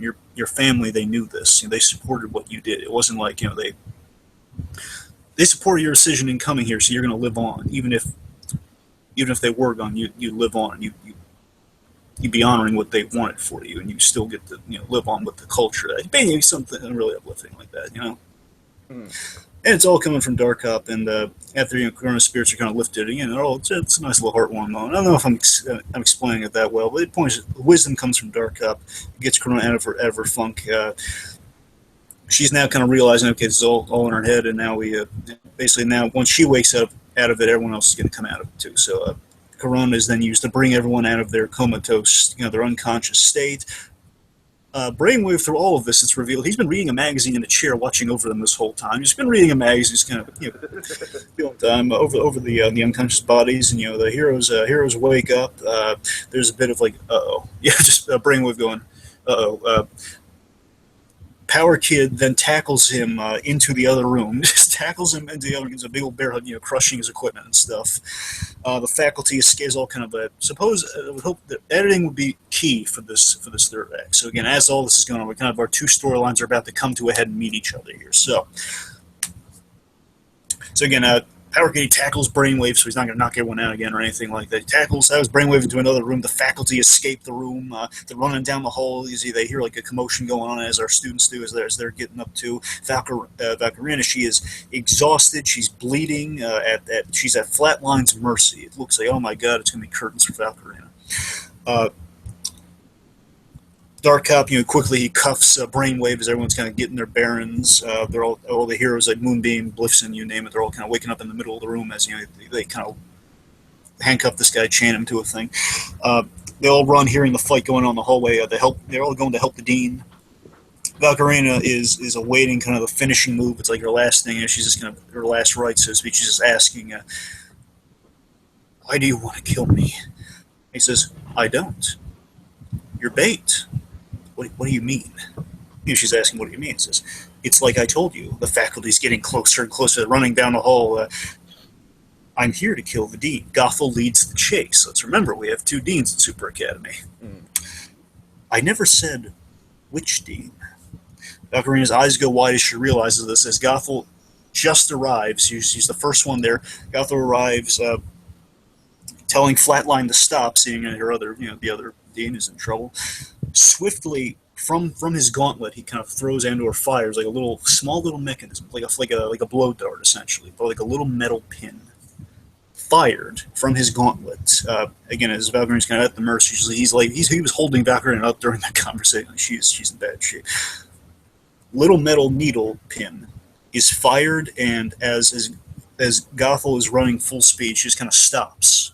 She looks down, like mid-run, as she stops and she looks down, she's like a small little red hole in her chest. She's now bleeding profusely out of. She looks down, the small entry wound begins to bleed. Flatline then with his hand extended, one hand extended, flat initially. He's using his power. That we haven't seen yet. His power is basically it's telekinetics, and he can move things with his mind, and also just cause mass damage from the inside. The idea is called Flatline because he makes people's hearts stop, and he measures and records it with that little heart monitor. So she is then, basically she falls to the ground. She's like thrown to the ground from this as she's realizing what's going on, as he's basically moving it inside her. Like she's standing as she's looking down, using his powers. You hear it, you don't see it. You hear it. And also, the Alex Andre's score hopefully would give like a little heart monitor thing within the score during this really tense sequence. Gothel's in deep, deep trouble right now. He's basically with his fist doing like a little hand clenching motion of like bump, bump, bump, bump, bump, bump, basically making that thing move inside her, like do some damage inside, making her heart stop, cutting arteries stuff. You don't see it though. It's just the idea, and you see his hand moving like his fist like closing and opening really fast and slow, and that is control, so you can basically picture what's going on with her heart. as it's intercut during the sequence. That as that scene, you see her convulsing on the ground in reaction to that's going on. So she's fallen to the ground. She's like convulsing on the ground as the rest of the staff is they're confused about what's going on. The faculty arrives. As he's done, he just intensifies until it stops, and her eyes go wide. Gothel's eyes go wide. She's like on the ground. His watch goes like beep, flatline. Cobalt gives chase as he bolts down the other hallway. He checks the watch. But when he gets that flatline, it means he's good to go. He's out there. It's his extraction plan. Cobalt has given chase. No time for jokes. No time for war stories. He's actually given chase. He is part super soldier after all. He's giving chase down the hallway. Flatline. Down the hallway, from his back, like mid-run, he's like pulling like a little flare gun-looking device. Pretty much, it's a mini smoke grenade launcher, and basically he fires a smoke grenade at Cobalt, and Cobalt in a Captain America-like style. He's running, he's not stopping. He's been hit by like a little pellet thing that smokes a big smoke screen from him. He runs through it, and we see Flatline has just disappeared. Cobalt's upset with this. He just doesn't have time. He's peeved, but he returns to help out Gothel because it seems like she's a goner. Flatline dead.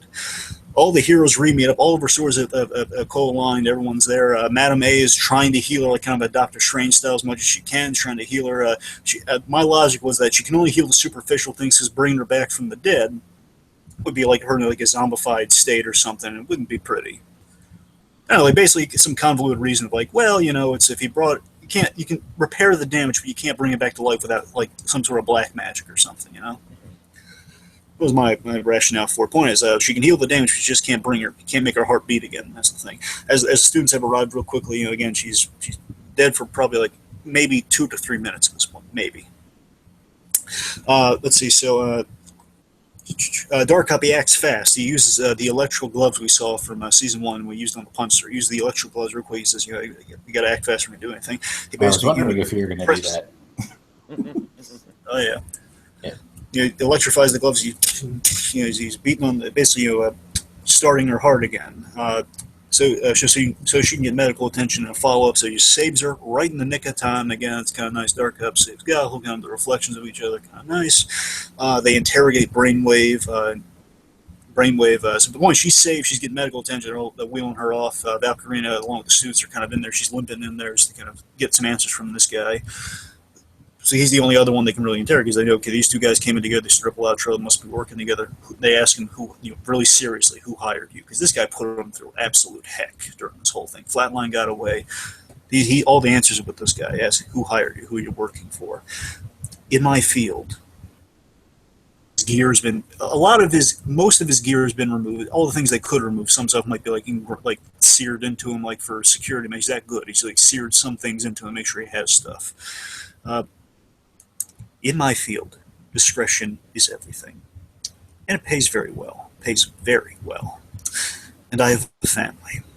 He reaches for a secret button on the suit, like with his arm, like next to his hip or something. He's reaching for a button, even though he's tied in. He's reaching for a secret button on the suit they don't know about.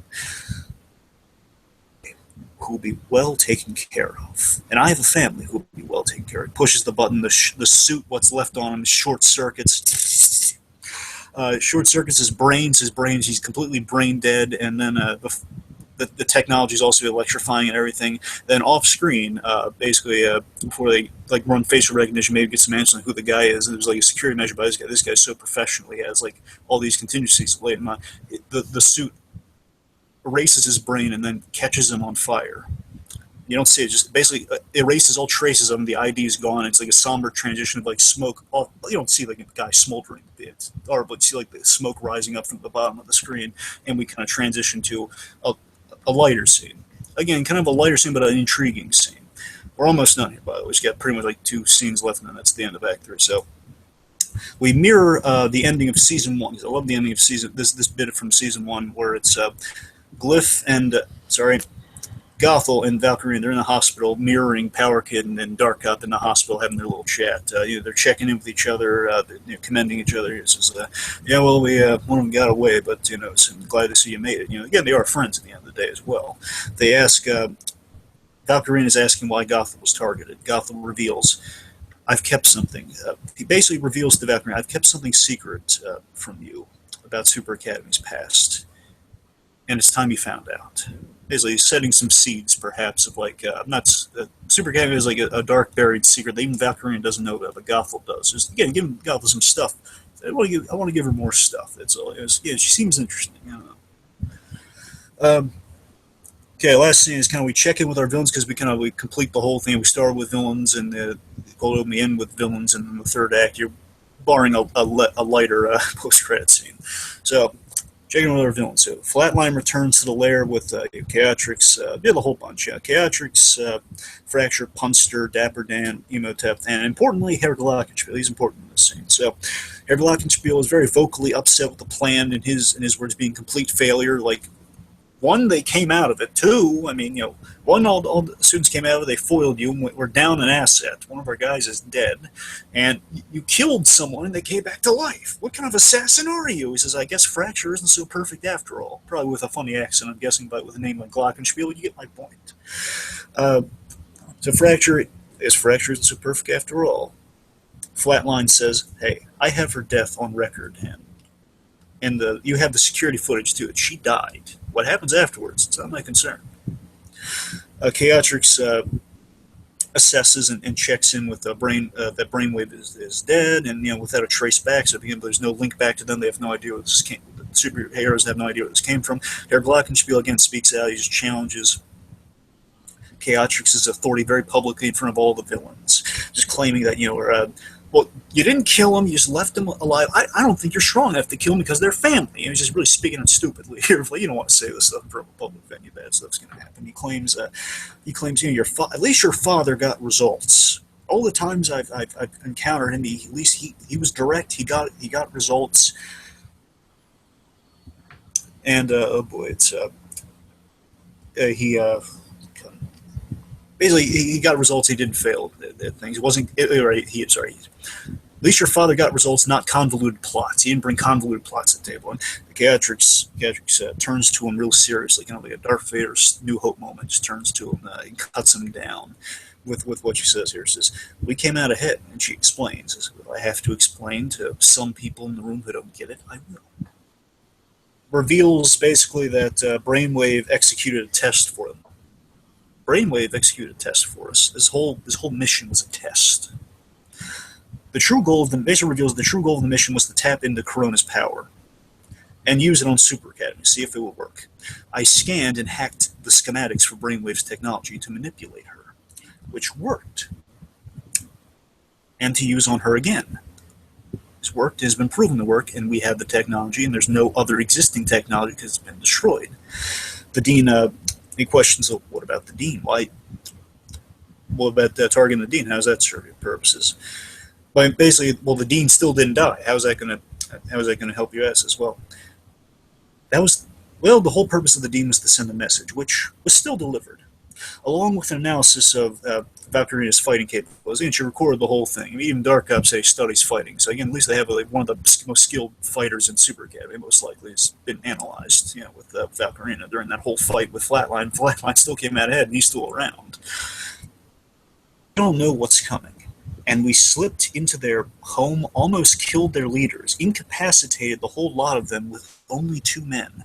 They're scared and on edge, just where we want them. Let's see. So, what's your? I'm sorry. Then here, Galactus was asking, well, what's your end goal? What's your plan? What's your plan for the girl? What's your plan for Karan? The girl he says, well, since you brought him up, my father was referred to. He gives him these evil model. He says, well, since you brought him up, my father was referred to as the Conqueror, Death's Side, the Conqueror. In reality, he was a short-tempered brute who ruled through fear and intimidation, until he's foiled, constantly. He never was in control of people. He just killed until he had power. With her power, pointing to like a little visual image of Corona probably on the screen or something, on a computer screen somewhere. I will have an army of superpowered followers to carry out my orders. I will do what my father never did with his name. Earn it. By doing something that matters. And if you question my authority or conviction, again, how far I'm willing to go, I will remind you of it when I target your homeland, specifically the small cottage your mother lives in. Do you understand me? The room goes dead quiet. Fracture is impressed. Gives like a little, Emotep kind of is curious about what's going to be said next, and the punster just nervously looks around like, oh, I don't want to say anything because he's going to say something stupid and get killed in this situation. He's like, okay, I'm not saying anything here. And Glockenspiel says, yes. Kind of a say my name moment. Yes, what? Embarrassed. Embarrassed, Herr Glockenspiel then says, yes, death side. She walks out of the room confident, friendly manner. He extends a candy corn or a little brat piece. He extends some candy to her on the way out. She just, she takes it and just, without even looking at it, just kind of grabs it and leaves the room, kind of like a mic drop sort of moment for Couchix, and that's the end of Act 3. Nice.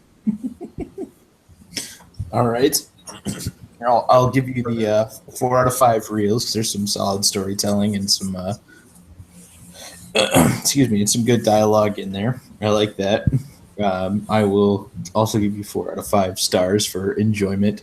It's a little bit dark, but it's still quite good. I don't know why. I just like the. I wish there was a little bit more humor punctuating it, but it is good. And then you still get your 5 out of 5 pumpkins. All right. The post-credit scenes then, Tiki. I honestly didn't come up with one. I'm so sorry. Not a big deal. Because honestly, the way mine's structured, it wouldn't even really make sense to have a post-credit scene since it's just Sloth Master doing the framing device. So I'll just leave it up to you, Dragon. Go ahead. It could just be like that end credits of like, you know, Rush Hour or like some of those movies where they have like some of the gags and bloopers and stuff. Yeah. Or it's just like Sloth Master like reading on books and like falling over or like right, you know, tripping over. He flips a page and flips a page. He's missing a claw. Yeah, or exactly. we do the classic Ferris Bueller setup. You know, you're still here. The show's over. Go home. I don't know. That's all I got. That's the best I got. Okay, here's my post credits then. Sloth Master, he finally finishes the pumpkin. It's an exquisite looking pumpkin. You know, looks really. It's a humble, nice looking pumpkin. He finally finishes the last shot. He's like so excited, like a little slow motion, like. He's like, he puts it down so confidently, and he looks up triumphantly, like he was such a heroic, like, I did it, I made the best pumpkin ever for Halloween. Take that, you know, in a way, like, take that great pumpkin, you know, sort of like mentality. It's all done kind of silent comedy of like looking up like the most triumphant, happy-go-lucky. Looks up, and the last shot is revealed, like the lights are off, the party's been over because all that stuff that went on. He wasn't even present for that. It's just like the last shot is like him going like, you know, in a wide shot with that one pumpkin, just like looking around, slowly putting it together. And just the realization that it's over, much like Ferris himself, it's over. It's just that last shot. He goes, "Aww." Oh, that's great. And that's the end. Love it. Okay, do we have any final thoughts? Dragon, any final thoughts on my piece? Oh, yours was very entertaining, Dick. Yeah, I thought it was clever. Trying to think of which one I liked the most because I mean the Charlie Brown one is really hilarious. The other one was clever. I don't know. I kind of like there's bits in the three of them. I did like the clue premise is funny and absurd. I will give it that. I kind of wish it was almost like an amalgam of elements from the three of them in a way. Like again, I like kind of the satire of the Twilight thing. I think the Twilight thing has a lot of the most clever stuff. I'm genuinely surprised that the Twilight thing went over as well as it did. I'm genuinely kind of shocked at that.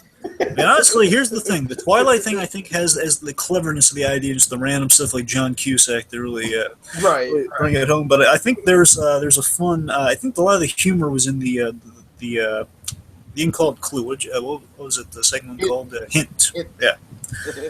Hint had a lot of really funny gags, and just the absurdity of the Charlie Brown one was really funny. And just I don't know, it's who doesn't like Charlie Brown? Come on. Dragon, I think this is right in line with our style of pitches. You definitely would kind of tried to do it like more in line with the continuity, whereas I obviously kind of threw continuity out the window. I mean, you know, Dark Cop is a zombie, and he's a robot, and he's a werewolf. Hell, why can't he be all three of those things? But again, the anthology thing was a great way of having those running gags, like they're different things in each story. You know, it's like it was a fun way of shaking it up. Sure. And I, you know, just just the image of Andy, just being a zombie and being a robot. I would love to see that. I just keep picturing this funny thing of him announcing what he is in a very just kind of monotone manner, just saying. It's almost like the windmill thing from Kyle. It's like the whole I'm a werewolf. Or just I'm a werewolf. What of it? No, Dragon, with yours, it's obviously you put a lot of thought into it. Really, really good plot. I love when we get into dreams, and Dragon, I like how you work the dreams into the actual main course of the plot. It's not just ooh, look at its symbolism. It's more so, it's actually, I really like the idea of kind of, of looking into each character's biggest fear. I think that's a really clever motif. I absolutely love the Starburst scene. That had me rolling. Oh my god, just the Power Kid being an egomaniac. Everything about that was terrific. You know how that came about? I was just thinking of costumes for characters. Just thinking, it'd be hilarious. It wouldn't really be a costume that Starburst ever put on willingly. If he appeared in the Power Kid thing, it just kind of occurred to me. Oh, wait a minute. There's that, and I've always wanted to see Starburst shoot candy because he mentioned in that one live stream. I'd love to how do I put those two together and make it work? I thought, okay, worst nightmare, obvious. Yeah, just overall, Dragon, you definitely stuck to the more serious, kind of scary side, which is cool. I think we have a really cool balance here where I made next to no attempt to have anything even remotely scary in my pitch. I just went full-on, silly, zany, random humor with mine. I think between the two of us, I think this was a really successful pitching session. Yeah. Yeah, I think the two things I'm proudest of with the ideas. I really do like the villains I came up with. And again, creating characters. It's a thing where again, I like working with kind of the pre-established stuff. Just kind of I never like the like a ramp. And here's a character who's only going to appear in this one episode. Unless they feel kind of natural. I just want to think of what can I come up with. Well, mercenaries and assassins. I'm a big Deadpool fan. I've seen tons and tons of variations on assassins and mercenaries. In the Deadpool movie, you get a glimpse of it. It's called Sister Mary Marcus. That's again the kind of the mercenary job fair. In the comics, Joe Kelly had a whole bunch of various mercenaries. Just kind of came up with, well, what's a cool motif for an assassin? Well, kind of a flatline thing to play with the motif of that, and then Brainwave is how do I excuse the dream thing? Well, give him some technology there, and having a cool wire thing, perhaps. Right. And the other thing I just love the idea of Alex. This one kind of hit me today. Oh my god, if the Masked hears the Power Kid, he should sound like Alex Jeffrey. You get to hear Alex Jeffrey do kind of a non-Deathside performance, becoming an afraid Power Kid with the voice of Deathside. Sure. Okay, so Jacob, you have any final thoughts on this? Yeah, this was really fun. It was good to see the different ideas that you guys had, and you definitely each had your own kind of twist on it. So it was fun to get the balance of the more serious kind of dark stuff and the more fun stuff, and just kind of hijinks themed around Halloween as well. So it was good to get a balance of that. One thing that we talked a little bit about, we've always kind of wanted to do a Scooby-Doo-ish episode with Glyph hunting ghosts or something like that. Why didn't we think of that? Moonbeam could have been Vilma. Yeah, that we've talked about that a handful of times. It's just we don't have a concrete idea, and it's not formed yet. There's another character that would kind of fit the theme that was from the character creation live stream. I think if we did edge more towards the horror aspect of stuff, we'd probably bring her in. And that character is Mother Noose. She was I remember her. Yeah, she's mentioned in the show. Yeah, she's almost like a Grundy-esque zombie type, or supernaturally existing creature that's tough and strong and has an obsession with nursery rhymes and children, but in a malicious way, somebody who has an obsession with almost like kidnapping kids and then forcing them to listen to nursery rhymes until she tires of them and then murdering them. It's cool. Very spooky and dark for our show, but it would be cool to have a Dark Adam West situation. God. Yeah. It would be cool to have her face off against some of the heroes because she'd be supernaturally tougher and would have, a more manic fighting style. It'd be kind of cool if you had a thing where it was, in the end, Punster was the one who just has he has an instant dislike of someone with a gimmick it's not the same thing at all, but just has such a just silly gimmick as well. It's like silly but dark in her case. He's just jealous, insanely jealous of her gimmick. He sides with the heroes in the end. Says, "No, Dark Up, I can't let you finish this. I'm gonna, she's mine." And he instantly gets taken out. And then Dark Up rolls his eyes like, "Oh, my arch nemesis is good." he just takes her out. Well, I mean, or the whole plot of taking her. Mm-hmm. Yes. Okay, Yeah. so Cool. Well, thanks for having me on, guys. Anytime. Of course, thanks for coming. Yeah. All right, folks. Well, our spirits grow weary this evening, but don't worry. They'll be stronger than ever next time as we engage in even more haunted holiday hijinks.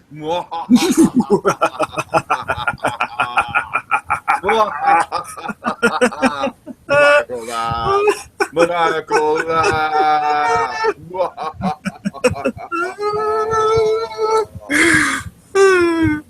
Yeah, I'm a robot. What of it?